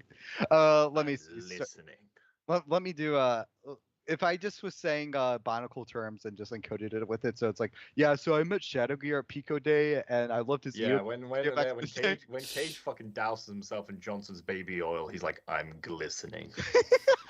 Johnson's, like LJ Johnson's? Yeah. He's one of the mega corporation. He's the Johnson in the mega corporation Johnson and Johnson. Did you not know? Shout out to all my LJs and shout out to all my Johnsons. Shout out to all my LJTV people out there. I love you guys. Guys, did you know that there are currently 10 Johnsons watching the stream? Bruh. You know it's true because no women are watching this shit.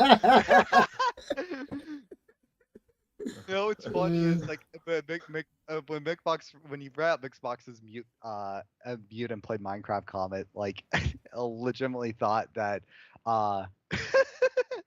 like there was like 15 viewers right at that moment. I was going to make a dig at Mixbox being all like, okay, well, you know what, you might not be listening, but 14 other people are listening. But then the stream numbers dropped like dramatically all at once right before I said that comment, so I'm like, yeah, you know what, I can't say that comeback. I was blown away about getting owned.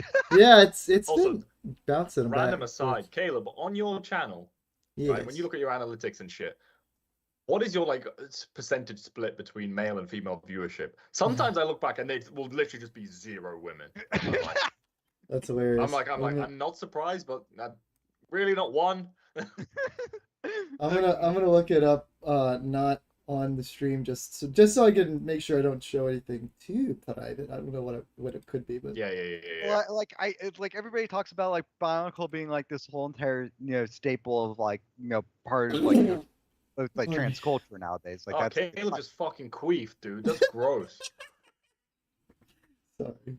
Okay. Well, all I was gonna say is like Cage queefed at the Newgrounds meetup, and I think like the the Pico character was pissed off. Yeah, I think Rudaka put her pussy right next to next to Vakama and queefed, and he was like, "I'm listening." Rudaka queefs right next to Lou Rolls. Yeah. Then he floats away thinking, ugh. Well, I Yeah. just was particularly excited to hear all these stories about Cage's Newgrounds beating because like Corey, Corey Spazkid is like his favorite Newgrounds creator, and so like Yeah. he's actually really jealous of that fact that he I got told to you, I had Caleb's. I didn't have my own. I had Caleb's sexual awakening watching Power. Yeah, my sexual awakening was the Raptor cartoon. Oh. My sexual awakening was watching Dragon Ball Z parodies. What was that? I can't remember his username. Gonzosm or whatever. You got those racist cartoons that had the clusterfuck color palette. Yeah. He also did Tobuscus, a man-animated adventure. Oh yeah. Yep. Yeah, so I'm trying to think if there's anything else for a Pico Day, so I can scare off McMucks for good. Tree. Let's see, Get rid of them Mi'kmaq fellers. Yeah, I mean, like I don't know, like the honestly, I'm just saying to like Bionicle guys, like you guys should be posting on Newgrounds. Like the art portal would be perfect for Bionicle mocks, and people would probably think that's cool. And if you're doing stop motions, just put it on Newgrounds. It's a couple extra views for free off of it. My advice is like, I told Oso, hey, you should put some animations on there. And Oso's done a ton of Oni Plays animations, and like Oni Plays animated, like do well on Newgrounds. Okay. Out of all the videos Oso chose to drop on Newgrounds, like he drops like a Kongu Mari animation test that's just like a loop. And and you got like a 2-star review. I'm like, okay, Oso, if you like, I'm like, hopefully this doesn't scare you off from posting to Newgrounds because you just didn't make the right post. So yeah, it's beautiful. Oh, come on, I saw the stream numbers like switch a lot, and it looked like it was going up to 20, but then it dropped down to 8. Oh Ugly. no! Yeah, it's rough, guys. Like. There's streamers out there who are like getting hundreds of thousands or thousands of people watching live, and we're happy to get 20. What are you laughing about? That's probably fucking tooting my own horn. I just was looking at the file. I'm still waiting for lines on this new episode. I just listened to like the boss punchline and just fucking I haven't opened the file in like 2 weeks, and it was just funny. That's good. Oh gosh, I was just seeing stupid. From Oso's video that I'm playing on the stream. They've got like the little white goo in between Nuju's shoulders because the shoulders can't move. Mm-hmm. Do you know what I'm talking about? Also, I was looking at the stream, it's probably a little bit before, but like when Vakam was on the gates at Dakora being like, look, Rockshi, and it's random, he doesn't have his robes for one shot and his cock is out. That sounds no, but seriously, they actually did not, like in one of those shots, he doesn't have his robes. I know just that moment showed up on stream. Oh, that's funny. His body when he doesn't wear his robes, it's glistening. Callan, did you know Mr. Medicare is streaming tonight? I did. Also, I wonder why you're asking me that. In the Oso footage, this is the shot where Bakamo is robeless. Let me just throw this in the chat. Yeah, Oso, just drop your old ones up on Newgrounds. No one's seen them on Newgrounds yet. It's new to them. Just like that, you don't need to make new ones just to upload there. Just upload your old stuff there. Upload your backlog. I've been trying to get like Caleb to put his stream highlights and ideas to put Olympics and Pals up. I put like the last episode up. Yeah, you put all of them up. Do it weekly. Oh yeah, he's naked. What the heck? Yeah, robeless Vakama. Yeah, he's going dickless for Michael Chickless, dude. Whoa. He literally was stripped down. He just flashed around a Matoran and the camera panned back to him, and he was like, "Oh, mask of light!" Oh my gosh, yeah, I guess you were right about my hair. Imagine watching like a Dan Schneider sitcom, and it's just like randomly, just like one of the grown men is just naked for a shot, and then the next shot he has clothes again. I think that's what Daniel Schneider should do. Yeah, like what would you do if your dick was hanging out and somebody went quiet on set? Genuinely, the pajama trousers I have right now have a giant hole in the crotch, and sometimes I'll just go out and take the trash. And I'm like, if I was out commando, I would have my Chuck Dickens hanging out right now. Yeah, no, honestly, like, yeah, that like for a period of time, actually, I didn't like pajama pants because I would always, have like the classic pajama pants dick hole action going on. But then I just realized that's the marketing strategy. Whenever I'm at the store, I'm like, I just need the classic pajama pants dick hole action. That's Hey what I'm guys, always after. hey guys, it's Cal now Left, and today I'll be reviewing the classic banana pants. What? I already forgot it. Yeah, Fuck! banana pants dick hole edition. Banana pants. I gotta do something. I mean, I don't think you. I think it's a very British cartoon. The bananas in pajamas are coming down the stairs. I doubt that. I don't know if that booted over to the US like Thomas the Tank Engine did. I don't know. I feel like that's like. I feel like some people would know what you're talking about. It feels like Yeah, it sounds I think vaguely familiar. either it had to be played on like some obscure channels, or it had to be like this thing where it's like they only were distributed on tape, but never like an actual television. Yeah, I distribute my nut through. Thank Say you. the line, Bart. I'm not going to say that because the Joker, my lawyer, has advised me against it. A guy who finds nuts funny. he actually finds like criminal activity funny. A guy that finds nut funny, bro. He's me. When you find nut funny? Why? Also, Exactly. like bag puss as well. Well, now, Alternate. Cage, the only thing Oh. that was missing from all your Pico Day stories was like really cool impressions of Corey being like, "What do you mean our food's not ready? You guys Also, take I can't wait. Don't some of the people watching literally watch Only Plays? I'm surprised no one has reacted to the story. Yeah, I'm literally like, you guys should be begging me, thanking me for talking to Corey Spaskin himself. Unfortunate pseudonym. Yeah, you're saying ableist slurs a lot, and I don't believe you that you're just saying his name. Yeah, There's definitely malice in your voice. I can hear it. you got me. Say my name." It's Spaz kid. I just saw the commercial, like from most of this video. I'm seeing the commercials again. This is really nitpicky, but another thing I really didn't like about like the G2 sets was the way the eyes sat behind the masks. Like it wasn't terrible, but like you look at the definition of the eyes on like the Mata or Metru look at the heads definition behind. of insanity. Well, no, it is genuinely terrible. Like, and this is the thing, right? The Mada eyes are so well designed. And Yeah. Again, when designing just the Onyx characters and stuff, sometimes it's like different head colors work better because it creates a better contrast. But it's so well defined, and the Metru are also very well defined, but the Mada still has the best eye definition. It's like Yeah. with every iteration, it got worse and worse and worse. Yeah. Because at a point, again, you get a Glatorian head or an Avmatoran head, there is no contrast. It's just a glowing head. But even still, there's enough separation, like with a Glatorian head, that you can still see the eyes through there. But the G2 eyes, they are so narrow that they look cross-eyed, and the light piping is shit. So it just looks, they just don't look good behind the masks. It's just a like, I don't know why. What? Fuck Jesus. Idea's been about to go Backstreet Boys, then ask. I'm about to go. why. I'm about to go power trip and shake my poorly animated pussy at the camera in a minute. Hey, don't be talking about Smash Girl like that. She made some great stuff. Where do you think I Her got name- my epic boner from? Her name is Smash Girl. Yeah, her That's name is Smash so Girl. lame. Smash Dude. Girl and Captain Crash. Captain Crunch, sweet. Which one did Count Chocula appear in? Captain Chocula appeared in the one where he was shaking his pussy at the Ew. Kate, how No. much would you pay for that to be a Count Chocula cartoon where he shakes his pussy at the camera? Oh. Official. No. Official or unofficial? Both. Would you Uh, would you like to do the beatbox battle guy and you'd pay someone 50k to have a Count Chocula animation? I'm Verbal Ace, the DJ from Outer Space, That's and it, I'm that's the having one. Count Chocula. And it's like, Oh man. Just having a Count Chocula twerking at the camera with the fucking Thanos beatbox playing behind it. I can't do it. If it has beatbox, I'm out Verbal Ace. Damn. You know, I think Verbal Ace from outer that's space. like that guy's kind of insane. Like the balls to be like, you know what? I don't actually have artistic merit, but Mm-hmm. I'm just gonna like pay tons of money somehow. I'm gonna like promise like well, presumably he got loans to like pay a lot of these people. And Also, are the allegations verified? Because it's just Okay. some random Twitter person said this, right? Was that actually?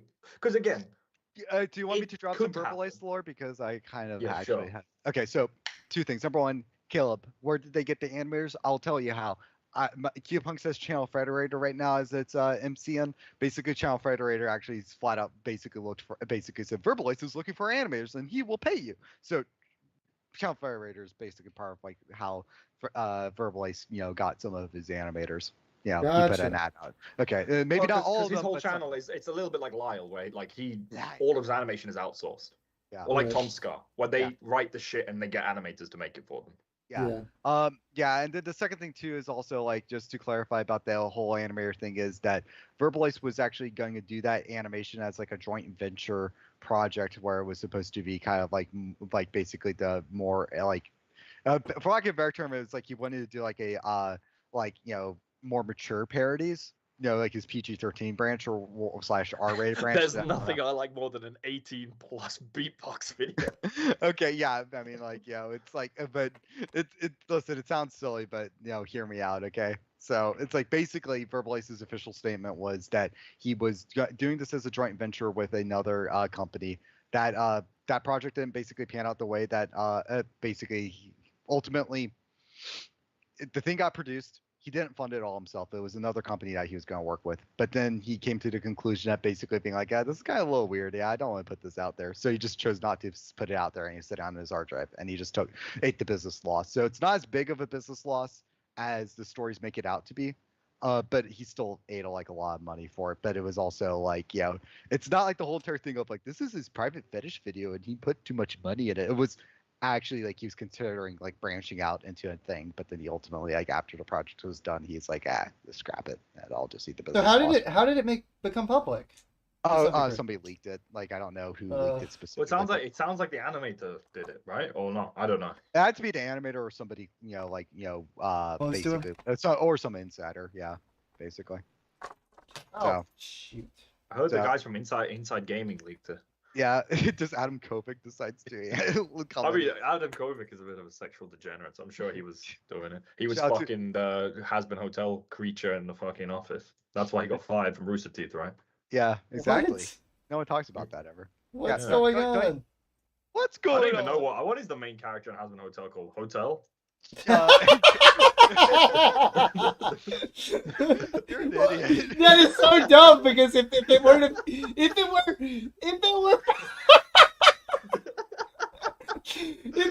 the Has-Been was the name of the person who owns the hotel, the character's name would be Has-Been.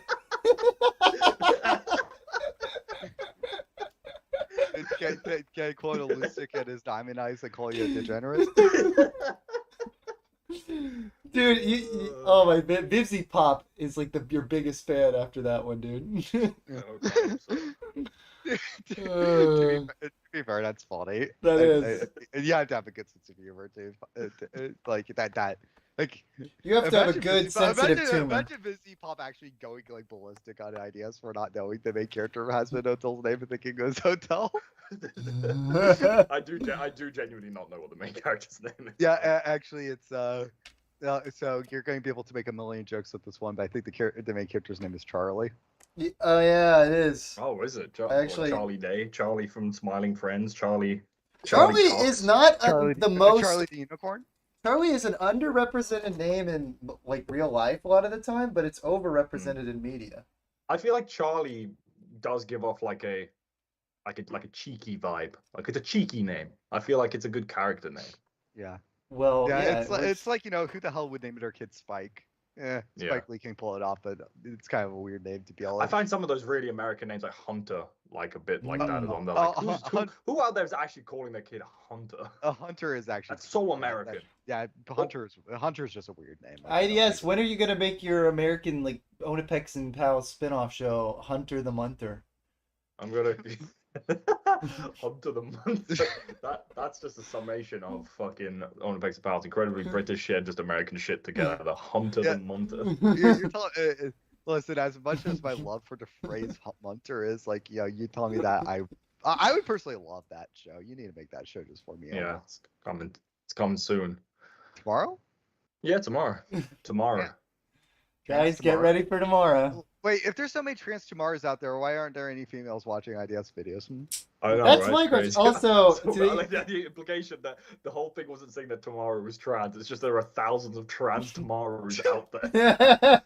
Well, to be fair, my male to female analytics said something like 91% male, like 6.9% female. So that doesn't add to 100. Like there's got to be some trans tomorrows out there. Maybe there's a. Oh no, actually, if it was undefined, then both percentages would be lower. You just have a void. Weird. Yep. Actually, so I've been thinking about doing some stand-ups So have I. soon, guys. And Sweet. yeah. It's something I've been really thinking about, and I've been taking a lot of influence from Dave Chappelle. So mind if I say some of my material on stream? I thought you got all of your stand-up inspiration from JonTron. I was making a joke about people, like basically baiting people into thinking I was about to say No. something wrong, but no, you just decide to say I'm going to be the racist gamer, not the transphobic gamer. True. What if Dave Chappelle started streaming? Dave, Streaming career. Also, I'll just go say his donation sounds literally gotcha, bitch. Gotcha, bitch. literally, it's crazy because it's like now we're talking about analytics. My channel like just flatlined in the last week. I put those shorts No. out, which again they're like mid, but like literally it was just like it dropped to like 500 views for a day. I'm like that's like nothing. Damn. Wait, wasn't the what's his name? The Humphrey, wasn't his video doing Yeah, like okay? then like those shorts, like Humphrey did alright. I'm just like just before those shorts, it just kind of flatlined for a bit. I see. Ah. See the way you. It also proved that Humphrey's superior to his dad apparently. Yep, 'Cause, clearly. Pete did not fare so well. Wait, guys, look at the camera. IDS, what do you think of this weird hand design? Why is it so chubby? I don't know. Oh wait, how are you? Oh, you've used a bar in the middle there. Yeah, it's a T piece is a finger, but it's a short, need- stubby. He has a short, stubby middle finger. So is that the new purple or the old purple? Yeah, new purple. Uh, I was That's crazy. messing around. I had an idea. Who knows? Maybe they could be like background extras if we did the Onapex collab. I had an idea of like two it's twin brothers. That's cool. It's like variation, the skin color. And Again, I was thinking of using those potentially as like again the Tilex twins if they happened. right. But I don't know if I'm actually gonna use that as a gag. I Wait. just want to put this fucking video out, man. Oh, Come man. on. Who? Yeah, I can't. All right, yeah. Call out to IDS. Publicly Call out out. mystery man. I'm gonna call you out. Well, It's a this stupid episode. It's what pisses me off is it's just a stupid episode. I hate the fact that it was supposed to be done in a week. To Aw. be fair, I went on holiday and like I was away for a bit, so it's not like I've been working on it constantly. But it's like, just get out of me head. Stop Get out giving of me head. Stop giving me head. Start buying me bread. Oh yeah, IDS. Check it out. It's Boxu with his hammer. Yeah. Yeah, I don't know. I like he has the black things in the gloves. I think it looks cool. I don't know why. It was just It does random look as I'm neat. throwing it together. Like instead of just doing the old color scheme, I think the black on him looked cool. It does. It adds some spice to his life. He wears Spice. black pants and sleeves now, so for some Yeah, he got out of Podan's shadow and became a cool guy. reason. Theoretically. Theoretically. Theoretically. Does that make you a rapist? Yes. Theoretically. Greg killing Levi Kyle was such a baby bean move. Just have him in orbit out in space. Yeah, I agree. That is a baby bean. I don't know if Leave out Carl died. When did he die? like he made up that like somehow he died last, but like being out in space, he eventually like was like crushed out there in space.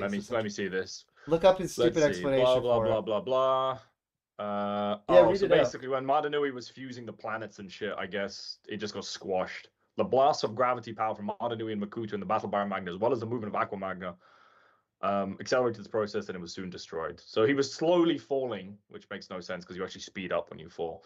But then all the commotion sped up the process and he burned up. That's dumb. That is dumb. He should. It would have been more interesting if he actually like landed back on whatever. What's the total magna? Yeah, they like the true villain of the fucking Aqua Magna bullshit should have been like Levi Carl just being like, I'm back. Wait, is it called Spherus Magna as a total planet? Oh yeah, no, it is. Okay, to be fair though, I mean, like, hear me out. Okay, Greg brings back old characters and like in the serials and stuff. I don't know. I don't hate that idea entirely. It would be the most random shit ever, but like, come on, you have an established villain and the Bora Carl, low key were like the precursor to the Paraka. They were the first like snarky villains they created that had personalities. It would be like if you wanted to do a whole entire like twist plot of like, oh, who could be the villain? It's a mystery villain plot, and then it's Levi Cal of all characters, but then it's I'd all like that.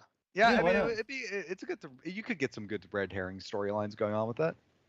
I do like the giving them personalities was a little bit pointless because it was not even a full year. It was a one wave story with them, and they basically just elite Borak. Like I would hazard to say that most Bionicle fans didn't even clock the fact that they had unique personalities. No.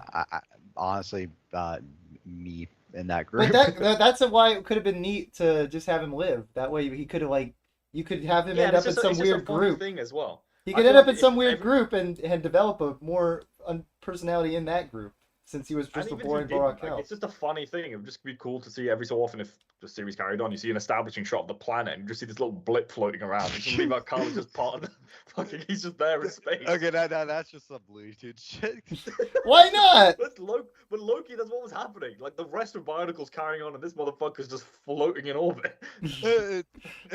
Can somebody make a go bro watch your jet meme, but with Levi Cal just Just really like Carl saying it to the fucking moon that Marvel is pulling towards. Go watch your jet. Go watch your jet. Go watch your jet. It's crushed.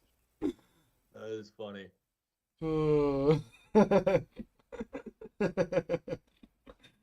Oh, good. Oh, that's Okay, good. Levi Carl is the only Borak Carl that does not possess a secondary element, but a subpower of air. She's the I mean, only Borak oh. that possesses a pussy. Oh, shut shit, up. no wonder Greg kept him around.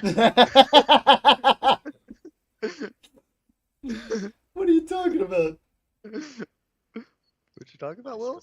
I'm really struggling to find a job. Oh, watch this, floating in orbit. Yes, someday, I don't know, someday your Greg hatred's gonna come back to bite you. It's probably gonna come back to bite all of us. Yeah, well, Greg, That's a can you shame. come and rescue me? I hate the way that he walks, the way that he talks. I hate the way that he dressed. Dude, why aren't we memeing that more? Also, like, why aren't you just because Kendrick basically just said, yeah, put the song and whatever for your reign. Basically, it's like you have like all the freedom in the world just to start putting that in like videos and such. It's true, actually. Yeah, if you want to, like, probably like the biggest artist to be like, here, I'm not going to claim royalties on any of my fucking diss tracks. It's pretty Wait, cool. who said this? Who was? Kendrick, like, no, all, that the, was all the Kendrick. diss tracks he did are just like, he says he's rescinded and won't put copyright claims on anything or with those in. That's Yeah, brilliant. basically, it's like fuck Drake so much in particular. I want you to spread the meme around as much. Yeah. As you can. Yeah, I've I seen mean, it. which is a great move. It's like, yeah, it's like, I mean, like this whole entire like his end game is not making money off of these diss tracks. His end game is destroying Drake's career. Exactly. I mean, to be fair, like people like talking about like kind of career slandering. Like everyone just now thinks like the kind of the him hanging around with like young people was already like on everyone's radar, but not enough that like people are like that's a bit weird. But now like everyone's like, oh, certified lover boy, certified pedophile. Like everyone thinks of like Drake's a pedo. Like half it went from Drake zesty jokes to Drake zesty and pedo jokes now. Yeah, I mean, like, yeah, you also literally got you literally got a meme line to say certified lover boy, nah, certified pedo. I mean, Yeah. like you got Yeah, the massive. dismiss. Exactly. Yeah, you know, fuck Drake in particular.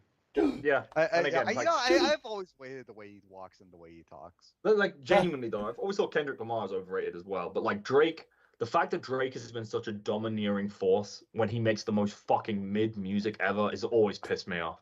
It's like he's not that talented a rapper. He doesn't sing that well, and it's like he just makes music you can fucking fall asleep to. I've just when he wants like there are a few Drake songs where it's more like just a direct hip hop type beat, and he's just he can rap if he wants to, but most of his music is just I'm like I don't want to fucking hear that shit, man. Like I don't want to hear fucking passion fruit or some shit. Like I guess were don't- you driving a car when singing your Drake song? You're yeah, like, I was like, I feel like we've done the same fucking job. You have. I love you and I miss you. Hark to Drake But like, it's the most fucking, and I hate because I feel like Lil Wayne ushered in the era of rappers just sounding like fucking squeaky weirdos. And then Drake ushered the era of every rapper needs to sing as well, and rappers can't fucking sing. Most rappers can't sing. Yeah, Maybe this might put me in a little bit of a crosshair of like potentially get but I'm going to say it because it's true. There's a guy who I'm working with on the Breakbeat soundtrack, like one of the games I'm working on, and I want to have a rapper on there. This rap is good. He also tries to sing. Well, not it wasn't like, to be fair, he kind of just did the main. He tried to layer on a secondary vocal, and He was trying to sing for that hook though. a little bit, yeah. It sounded off. There was something slightly off about it. All I'm saying is I'm going to try to get Caleb on the track. I messaged him. We like this part. We're going to try to get. It's probably gonna sound worse. So you're gonna be like, You're you gonna know have what? the producer types like Caleb on the track, bitch. Listen, No, what's Caleb, probably gonna happen is your Kate. voice is that bad. I'll just auto-tune the shit out of you. Oh yeah, that's true. You could just do that. Yeah. He made auto-tuned Bethany music. That was funny. If you still have that, I'm sure I have it downloaded Wait, somewhere. what? Auto-tune Bethany? You What? did. It was even auto-tuned, dude. It was just more so. It was It's like remix. it was scratching. It's what's it called again? When you could Yeah, scratch and sniff. He gave us scurvy. Yeah. whatever scratching and sniffing is when you do music. I did. You mean chopping and screwing? Maybe. Yeah, there you go. I don't Yeah, know. that's what it is. No, that's exactly what it is. Listen, I just make music. I'm just not a fucking genius. I just make music. Most of the greatest musicians are retarded. Damn it! Cage's favorite rap line of all time is from that one rapper that goes like, "I swap V cards with the retards," which means you swapped. But what does that mean? Does that mean you lost your virginity to a retard, or you traded virginity? What does that mean? You traded virginities with a special needs person. What are you talking about? Somehow it's possible. Hey, listen. All I'm gonna say is when what Shane Gill said about like people with Down syndrome, they like two things and two things in particular. They like John Cena. They like boobs. I guess so. Amen. I'll try and find this fucking clip. Yeah, you try to find this fucking clit. when I try to lose my V card, but a retard is at the clip finding competition. Oh yeah, yes, that's another. Like Ideas is wiping off his sweat, and then like the guy he's going up against just goes, and he points down at Ideas, just like throws his cards on the table, just pissed off. Yes, how does it make you feel that you hate the only episode of Smiling Friends that has the word retard in it?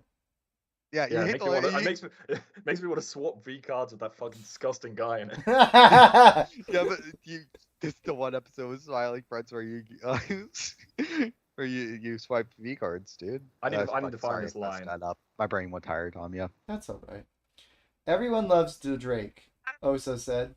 So he's got a point. Everybody loves Drake, but everybody hates piss. I mean, Chris. Also, in the same verse, he says he's like, hit me up, Miley Cyrus, in like 3 years. I guess she was underage at the time, so this guy's just a fucking menace throughout. But listen to this shit. Hey, listen. Put on my wee wee from Eminem literally had that shit in it too. Well, to be fair, real No, that was jacking off to. In 3M, he talks about jacking off to Miley Cyrus as well, and she was also underage.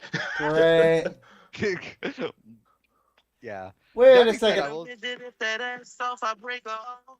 I exchange V-colors with the retards and get behind the This is a real song. It sounds like a meme audio of somebody goofing off. It's a real Lil Wayne's on it and shit as well. It's just like, well, I don't pull up think Weezy. Pull up Weezy. I want to hear what Weezy sounds well, like. no, actually, no. I think he's just in the video. You guys are gonna He's just in the demonetize. process. Gonna But yeah, demonetize. I hate music videos. They're like featuring so and so, but it's just them in the music video. It's not them on the track. It's like that's annoying in my opinion. Like kick out the midget if her ass soft, okay? I exchange V-colors with the retards and get behind the Christian like D-Paul, cause he Oh my gosh. So fucking stupid. What's that? I like this track. Hello? I exchange V cards with the retards. I fought through the halls, like the close of your walls, exchanging V cards. I exchange V cards with the ghost of Lou Ruffles. I thought you were gonna say with the ghost of retards. This is stupid. That I don't think the stream is gonna be listed anymore after this. No one cares about my Pico Day story. We say retard multiple times. It's over. So I guess I'm coming for the rescue. Yeah, Oh. I can. I know. Caleb's Right, on I'm diaper probably good duty. at that book snap Yeah. anyway. Oh, I guess Bro, I'll pull why the does he screen. talk about See if diapers I so can much? leave Like, it. is this some weird fascination? Nah, dude, I just have a Alright. kid. I mean, yeah, like, all these projected alright, silly I'll people. be kind of So this leash kid thing, what is this? Like, I know it's that guy's character, but like, Hold a minute, hold it right there. There's slightly leaking information that I'm going to. Oh. well, I didn't say anything. I just said who is leash kid. Well, Leash Kid, okay, fine. I'll tell you who Leash Kid is. Leash Kid was a background extra from a particular Newgrounds game that got a big update recently, and I just liked I liked the character design a lot, and a lot of people liked the character design too, even though he's a literal background extra. So it's just I don't know. It's just like a little background doodle that like is supposed to be inconsequential, but people really latched onto the humor of the design. So he became a little endearing character. So yeah. What do you think the leash kid's opinion is on his V card? I think Leash Kid would basically it's too much of an iPad baby for Bionicle videos.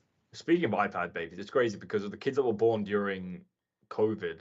Like a lot of them are starting school or like preschool, whatever the first thing you do is, and it's like some of them aren't even like potty trained. Like some like because a lot of people had kids when they weren't ready and they just did it because we're at home and we're horny, and they just didn't raise their kids properly. And like they are like profoundly dumber than just kids from even like 2 years before then. Is that actually a thing? Like genuinely, wait, I'm confused. I'm gonna like I heard what you said. I just like you're telling me like the COVID babies are like more disabled than not disabled. They're just dumb because they like again a lot of just development happens through if you engage it with a child properly and you educate them and you teach them and you help them read and you speak to them like an adult or just like lots of these things that help like parental engagement is super important, but a lot of these parents just had kids just because they were at home and bored and like they're not giving the kids attention and stick an iPad in their face. These kids are like fucking shitting themselves and they can't fucking count to 10 and stuff. It's like they're just dumb as fuck because they haven't been raised properly. They're like way behind where they should be. But like it's particularly gotten worse because of the COVID babies are more. Well, that's the kind of the generation that just starting school now because it's been 4 years since then. Yeah. And those are the ones again where a lot of those there was an uptick in births from people who just weren't ready to have kids and were just again bored and fucking. Yeah, which is like I don't know. I'll listen. All I'm saying is I'm a little too responsible with my nut.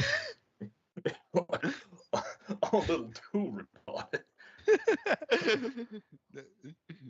Like, have you seen like that audio like that people share around like on TikTok where it's like, "But you ain't gonna get this nut. You ain't getting my nut."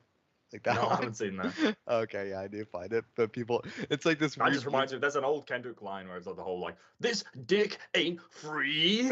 Like, That's you coded. I did use that at one point. I remember there was a fucking time I went, I'm not going to say this on stream. Okay, what was it? I'll just park that story for later. Okay, well, yeah, that makes me ask questions, though.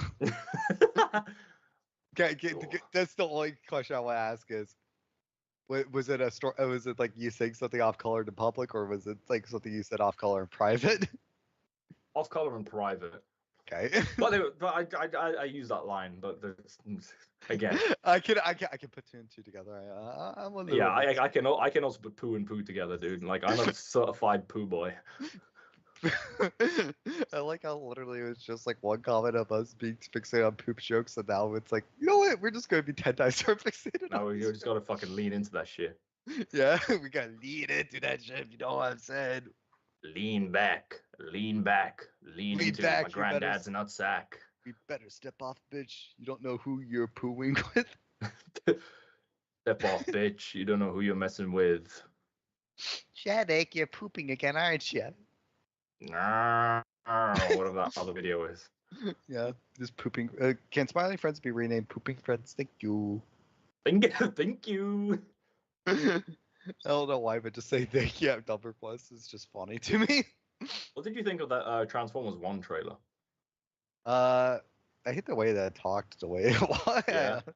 Yeah, no, I actually don't know which one is it again? Like they're doing like a full-on animated like Optimus pre-Optimus. It's like young Optimus and Megatron. Optimus, like research. Well, dude, it's Transformers, bro. Oh, I'm sorry, you get Stamper on that. Actually, speaking of Stamper, like I did, I don't know if I told you like this part, but like there was talks about maybe Stamper was going to show up or not, and I think I might have saw Stamper, but like I legitimately, but the thing is, it's like I don't know, man. Like if it was Stamper, he looks kind of sketchy now. I don't like even if it was him, I don't think I would have been able to go up and say, hey, what's up? Like. I haven't seen one of his. I mean, he was making those like he just make sandwiches at his sister's house. Like, Yeah. is he still even doing that shit? Like I think his YouTube channel got taken down, but like he popped up like on an interview on like some like random guy's YouTube channel. So Oh it's, yeah, like, it's gone. What the hell? yeah. So it's like the other guy, so like he's alive still. Like we know that he was like interview, basically. Nah, like, that sucks. I like Stamper's videos. That's shit. Yeah. But yeah, I don't know. It's just like the big thing, and this sounds really stupid, but like he did an interview a couple months ago, and like I'm pretty sure the guy I saw was Stamper, but at the same time though, it's like if it was Stamper, Stamper has hair now, and he has like let's put it this way, he's like the type of guy that you don't interact with at the Walmart. Like he's giving Walmart gas station guy vibes. Like I feel like when bald people let their hair grow out, it just doesn't work. Like it's like when like Andrew Tate was in prison and you see like fucking pube hairs growing back. Yeah. And it's like ugh. Yeah, but you also have to take into account too. It's like it's Stamper. Yeah. But let's to put it very politely, he's had some experiences that have left him looking a little disheveled. Mm-hmm. Yeah. That sucks. Yeah. So but yeah, Stamper, like what's crazy, Stamper did like a lot of back end stuff on Newgrounds. It's like it's crazy like how much stuff he actually did, because like a lot of times when you think of him, you think of like some of the Sleepy Cabin stuff, or or like, well, a lot of people is the most popular thing is him doing like the block theater Yeah, voice. no, I remember talking to Jamie being like, oh, this guy makes loads of videos because he was playing that game. Yeah. And they're like, and that was like my title because I didn't play it, but I'm like, oh shit, yeah, it's Stamper. Yeah, and like I remember Alex Bionicle, like he's like absolutely like when he like I remember there was a period of time where he was absolutely huge on BattleBlock Theater and like was obsessed with it, and you saw that reflected on some of his like side channels and such. But yeah, Stamper though, like he has flat out said though he doesn't really it's like he's done voice acting, but he doesn't really like it, and part of one of the reasons why he doesn't like voice acting is like whenever he's like paid for a voice acting gig, people are paying him just to do the BattleBlock Theater voice again, and he's like, man, I ain't doing that. And he said a different word than man, but it's like, man, I ain't doing that shit again. I know what word he said, but he's another one. There are people that have just great character voices. Like you hear him speaking like this guy's a real character. Like he has such a great voice. Like it's just so fucking goofy. Like I think Stamper has a lot of great voices that people like, and he basically flat said in that somewhat recent interview, basically being all like, if people like message me and we're like, hey, we'll pay you to do literally any voice in the world, yeah, I'll take that gig. But people only ever message me to do BattleBlock Theater voice and like basically do like like a trailer for their video game with BattleBlock Theater voice, and I'm like, I ain't doing that shit. So yeah, all I'm saying is it's like it's not out of the realm of possibility for me if I had a budget for a game to actually hire Stamper for a voice. And there's like a lot of great voices he does. Like, I mean, like the whole entire like, little like puppet life or puppet show thing where it's like, the kid basically just starts bullying the police officer, and then he goes, little rascal. And it's like, I smelled bacon, you fucking pig. Like those voices. Hilarious voices. I'd get him to do that. I actually kind of like those voices better than the BattleBlock Theater voices. What is the going rate for one of these like Newgrounds voice actor guys? I don't know, man. Like it depends on the time and it depends on the schedule. I also have to take into account some people like are more responsive to their emails than others. Like I remember like not it's Newgrounds adjacent, but like SBN3, I for like his services and stuff, like I paid like because I had like a whole cartoon pilot Pasta Joe that I was trying to do back in the day. But ultimately I realized the script was shit, so I didn't actually finish animating it, and it would have been like a year of my life to animate it, even though I paid for voice acting and everything like that. Depending on the voice actors and depending on their role budget, my roles, it was like $35 to $100 basically on like voice acting things. And also part of one of the reasons why I'm like super cheap about like investing money on projects, by the way, is because of the fact that like, let's put it this way, I could have gotten like like a very comfortable like video game console setup for the money I put into Plastic Joe that didn't lead anywhere. So I had a failed pilot instead of a PlayStation. Anyway, but point being though is that like yeah, it would depending on the work for the role. Like I would say, like a ballpark average is about $50 per person for the work. But nowadays, though, with inflation, money's more. But also, I found this really quickly, and some people disagree with me on this one, but I still think it's the case. Uh, people don't people don't record stuff for free nearly as much now as they used to do like 10 years ago. Like 10 years ago, because everybody was like trying to be a voice actor. People would like, if they were hobbyist voice actors, they would just do the work for free on the weekend, and they would want it for like portfolio work. But now I think it's specifically post-pandemic. People basically got used to doing work and like, nah, I need that work. And then also, independent projects are starting to become on parity with both financial sustainability and popularity as like big industry job stuff, like doing like voiceover work for a bunch of video games that are like independent video games that are being produced, and then also like doing like actual voice work at like an anime dubbing company. It honestly, you might actually make more money doing the independent game route than the anime dubbing company. Like the anime dubbing company, they pay criminally low to these guys. They make up all their money for going to conventions and basically getting like a public persona and personality and getting cult following that way. Yeah, I've seen that stupid trend where it's like, I'm a voice actor, and then they'll show the clip of the disgusting anime that I didn't want to ever see in my life. I'm a voice actor. I want to kill myself. I was looking at the screen, and Caleb's not there, and I did not expect the voice to. He's a voice actor, not an on-screen actor, dude. That tripped me out. But yeah, Why but are you behind the camera? Caleb has been promoted to cameraman. Yeah. Camera manual. What? Camera Who's manual. who's that? Who is it? You're just saying a name. It was just like a Cameron Emmanuel. I'm like, who? Wake up, Joe Biden, Camera Emmanuel. I heard that you're really excited for Deadpool 3, and you can't wait to see him and Wolverine hanging out. Dude, like I don't want to spoil the stream, but I am doing a Pinball Breaker update, and it is a Deadpool 3 collaboration. Whoa! I get that regular show. Whoa! When I remove my foreskin because I don't need it anymore. Well, Muscleman, like how Muscleman was the woo, like with the shirt above his head. You know who else removed their foreskin? Yeah. What? Okay, guys. Actually, do you know why it's still? What? They're here. I'll actually switch. You're cutting I in left and the out. house. Why? Oh. Wait. Well, you left the house, but the audio was still. I can still see. You did. I think you just left OBS on, right? Yeah, and I'm still on Skype. I guess. Oh, there you are. Be on Skype from multiple locations. If So, that's wait, multiple videos. But the camera's only just switched to you now. Like I would have expected maybe you were in here twice and there would be echo, but there wasn't any. Like, are you going to like kill the stream or like what are you gonna do, man? What are you gonna do?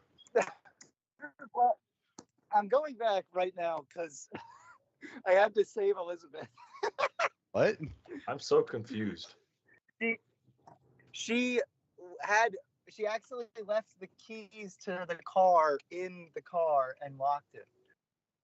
It was locked. It auto locked, I think, when she left. My car was locked. My cock was locked. And so she was just maybe 10 minutes away at Publix going shopping. So so I've been enjoying listening to you guys. I remember Hamburger Burrs' iconic stand-up set. Bitches be shopping. Yeah, do you remember like Hamburger Helper's iconic album that they released in like 2014? I remember the Wendy's album, but like smug anime girl Wendy's. But actually, genuinely, that they did like a Watch the Throne parody, like called Watch the Stove. I think that was the Hamburger Helper one. Unfortunately, they did not do a parody of Paris. Unfortunately, They should have done a Good Kid, Bad City parody. yeah, Hamburger Helper, Watch the Stove, full mixtape. It was Yeah. 2016. Shoulda, woulda, coulda, come to lose an extra life. Why don't you just do it back down in your pipe, Furiosa? Yeah. I'll do it up my tailpipe. Not my wee. There's a movie theater right down the street. Should I just like illegally scream? You should just stream a fucking movie. Fury? Yeah, in honor of Stamper, get your channel taken down. Ugh, I wonder how quickly I could get caught for that. I think For a movie I don't that's in theaters, I wonder how quickly you could get caught. actually, legitimately, I don't know anybody just like who does like live streams of them camcording. Like, actually, is that just like too much of a self-report? Like that you're going to get caught if you do It's that? gotta be, yeah.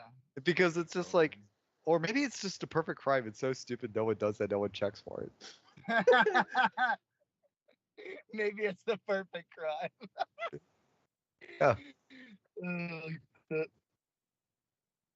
Anyway, but yeah, I'm very I like this model that that I'm working on right now. Like I think it's good. I think like even if me working stream is that detriment to some of this stream conversation, being like, hold on a second, I gotta do this, I gotta do that. Like even if that might make the viewers go get on with it, it's worth it for the quality of model that's being turned out. Cute. Do you agree? Yeah, I mean, to be fair, you haven't been that disruptive. Yeah. Disruptive. You're typically quite disruptive, and we were like, oh, shut the fuck up, Cage. You're being too quiet. The fuck up. Okay, so actually, I have a question. Yeah. So like 2D character animation rigs, like like the Family Guy or the Simpsons, the 2D puppeted rigs.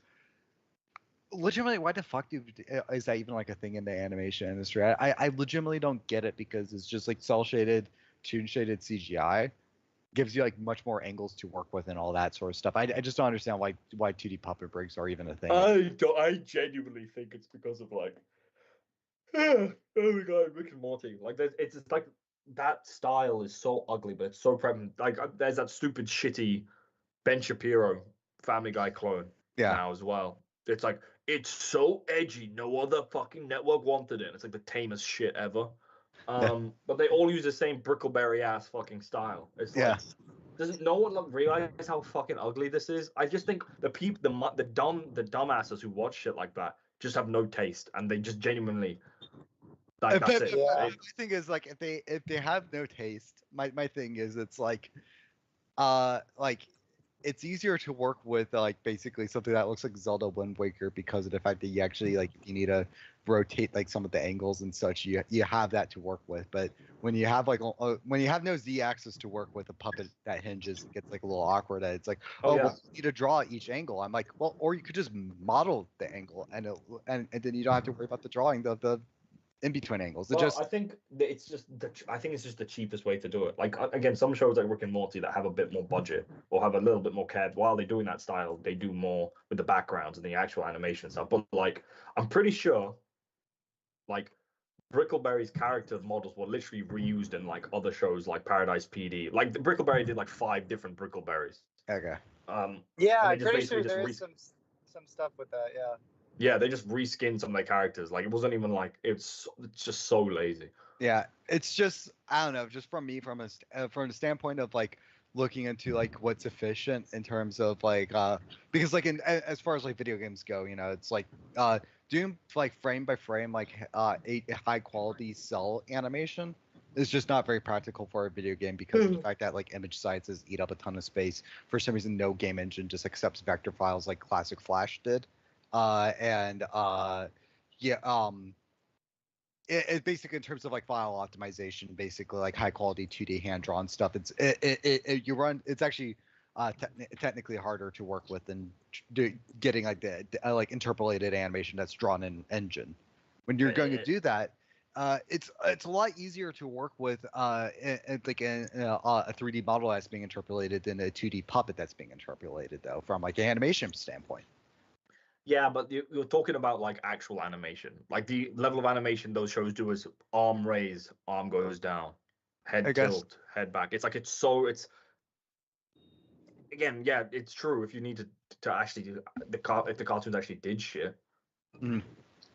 Also, I think everyone's surprised that we're still streaming for some reason. It's because of that crash ages ago or something. I don't know. But people are weird on the YouTube comments. They're like, "Wait, you're still streaming?" And it's always on YouTube streams because like freaking Twitch streamers will go for like 10 hours. So I guess they get generally a lot of those kind of people that they get Yeah. so many by all the people. Ugh. Mm-hmm. Let's go, guys. Become like a Hasanabi reaction stream. And you're cutting in and out a little bit, so yes, Hasanabi cuts in and out all the time. There you go. Yeah. Hasanabi. You need a, I don't know, man. Like, listen, okay. Everybody goes to the Count LF audience for Bionicles only. Okay, you gotta talk about your dead toy line and run that into the ground anymore. You literally should never talk about anything else. Okay. You should not talk about the animation side of things because no one really cares about your Bionicle animations. They care about your toys, but they care about the canon toys, not the stinky ones they made. It's true. Again, you just gotta have some fucking pooey green screen, some stupid mocks, and then it's just like have some of the community guys feature in it, and that's it. Yeah. Oh, dude, this show is the great episode 39 of Poop Adventures. Whoa, it's got fucking my guy with a mic that's a fucking shit mic in it. Great, and he's in the show, and I'm in the show, and so is that guy, and some other guys in a Discord. This is the greatest fucking BioTube show ever. It's like to quote Ricky Gervais when he tried dick for the first time. I fucking love this. Literally, I swear.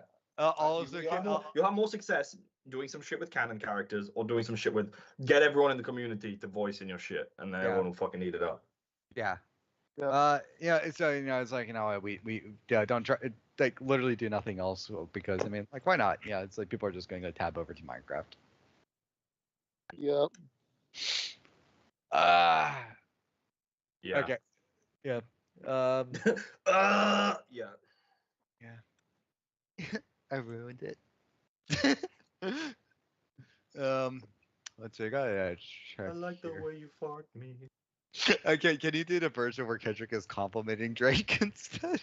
I love the way that you walk. I love the way that you talk. I love the way that you dress. You try to hit a chord and it's probably of age. if you say something you're trying to hit a chord and it's probably G minor, does that mean like the guy's a G and that works? Say, Drake, I hear you like him young. You better not end up in cell block 1. I feel like Kendrick Lamar sounds like he's I can't say what it is, but there's like a goofiness about like all of his rapping. Oh yeah, he this is the big bar of entry, and I think again, it's what I kind of miss about old rap because I feel like most rappers now, again, I feel like Lil Wayne being big made, and it's not like the Lil Wayne can't rap shit. No, it's just I genuinely think he just opened the door for goofy voices on the mainstream because again, you can't have Playboy Carti going here out today like a animal and be like, oh yeah, this is fucking fire, man. Like it's like what the fuck. I will say as an aside, Lil Wayne is funny as shit, dude. Like I inherently find his presence and the way he talks just inherently funny. Like I think, but That's he's the beautiful. progenitor of like most modern stuff. Like him, Kanye's 808 and Heartbreaks album basically influenced the sound of all current music, of rap music, and Lil Wayne's kind of the dreads, the face tats, just the kind of the weird voice, like that sort of is. You can see that influence so steeped in the culture. But see, this is like a thing, and it's kind of like what I was yapping about a little bit earlier. Is it's like rap is a really good example of like how much like artist persona helps carries like somebody's work, because like honestly, like my opinion of like Lil Wayne wasn't really too favorable when I just heard the music, but then like you just have him like talking in an interview and saying funny shit. Basically, there's something inherently kind of charismatic and funny about him. So then when I listen to Lil Wayne on a track, I'm like, I actually don't mind this, even though I might have thought it was shit. The problem is, I think Lil Wayne can rap really well. There's just so many cringe bars he's done. Like he's done so much music. He's got like such a long discography, but some of the cringe punchlines he's made wouldn't fly. If another artist said that, they'd be like, "Oh, it's corny as shit." Like everyone says the real G's move in silence like lasagna bar, like it's some fucking. I'm like that is so like. That's like the most. And everyone's like, dude, that's the craziest. I'm like, I don't know if lasagna was like you were quoting some I don't know. That's just I understand. Lasagna has a silent G in it. But this That's is literally what I'm talking about, though. If I had no context and he said like basically it's just like I don't know some random guy like say a SoundCloud artist dropped that bar right, I'd be like this guy's trying too hard. If it's Lil Wayne saying it with his dreads and his face tax like like this like mumbly voice and all that stuff, the combination together combined with the stupidity turns it from this is just dumb to I laughed at you saying that. I went from I'm not gonna lie. I laughter never to- thought I'd actually see the day that you'd be performing for Lil Wayne. Again, I think there was that whole point in 2010s where it's like, bro, Tupac started the book of rap. Eminem continued writing it. Lil Wayne forgot how to read it. if Tupac was alive, Lil Wayne would be working at McDonald's. And it's like, you guys are fucking stupid. but my entire point is this is that my opinion of Lil Wayne shifted when I was basically more aware of like the artist behind the art basically and Cage went back and took down all of the memes he made in 2010 about Lil Wayne. Yeah, after exactly. watching one interview. It's like I'll take it back like that sort of thing. Or it's like to take it from Lil Wayne, let's look at Norm Macdonald. I don't think Norm Macdonald is like the best comedian in the world personally. Like I know Harris CB, especially after he died, you have to say he's your favorite. It's the trendy cool guy to say that you like. Yeah, but Caleb's been saying he's his favorite forever. Yeah, so yeah. No, Caleb's not trending on the dead. He's always liked him. But here's the deal with the Norm Macdonald. Okay, my opinion is that when you have more context about like his life and all that sort of stuff and who he is, some of his jokes are funnier. Now that puts me in a weird position where basically on one hand it's like if I have the prior context of who he is looking at like some of the same jokes I saw previously, some stuff that I didn't like before turns into being funnier. A good example is like there's like the whole entire thing where like he called basically like some project that like Silverman was working on YouTube Comedy Week. Just like some YouTube channel she was a part of, and she was promoting on YouTube Comedy Week, and Norm Macdonald, who was one of the co-hosts for the event, was like, "What is that? That sounds like some comic gobbledygook." Like he said it like that, and he was just like saying it's like I don't know what I'm talking about. It just sounds like some commie bullshit or something like that. It's all right, funny in the She moment. said that it was like a collective. Her comedy group was like a collective, and he's like, sounds like the works of Leon Trotsky. Okay, yeah, but the thing is, it's like on one hand, it's like okay, that's okay, funny response. It becomes 10 times funnier when you realize like how studied in Russian literature Norm Macdonald actually was. Yeah. So it went from like a guy being like, what are you talking about? That kind of sounds a little weird like that, to being like, no, this guy's actually educated, but he's expressing it like a dumb guy. Because I mean, that was like a lot of Norm Macdonald's shtick was that he was actually really smart, but no one likes the smart guy, so it's like people prefer the dumb guy, so I'll kind of play up the dumb guy a little bit.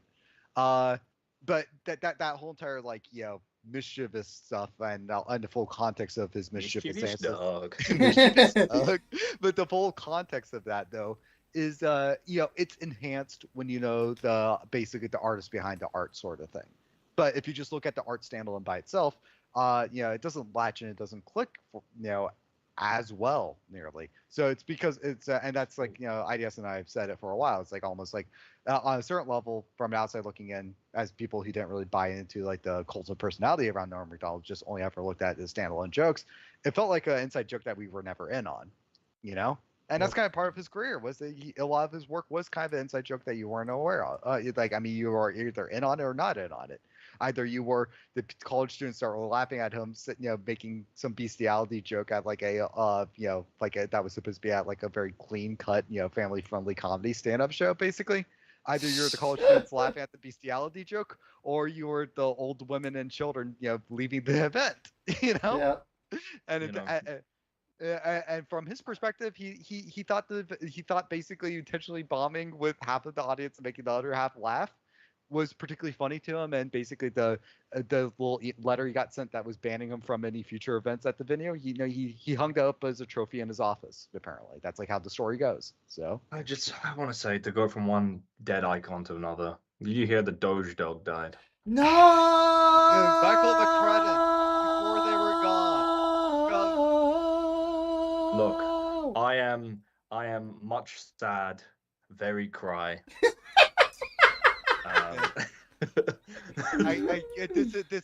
This is not epic anymore, guys. We gotta end the stream. I gotta go cry. Doge. I gotta go rev up those fryers because dead dog meat's on the menu.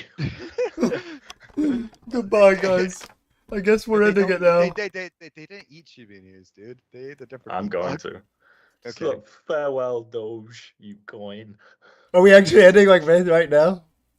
Good. I mean, I think we've been on for like 2.5 hours. Yeah, it's like I gotta get going in like 10 minutes anyway. It's like Yeah, I gotta go catch a fly. I gotta go catch a fly to get the Shiba Inu in my belly. Cage literally like has pre-ordered. He uses his connections with IDS. That like they both got like a pre-order going for that Shiba Inu beat. Yeah, Cage on Pico Day actually fed a giant chocolate bar to the Doge dog and it died. Yeah, so blame yeah, Cage. no. Wait a second. Wait, Cage. No. What? Why did you do that? I was trying to impress Corey. No. Don't do that. Shiba. Shiba rapist. They call me. Hey, Yeah, I ended it. IDS, I gotta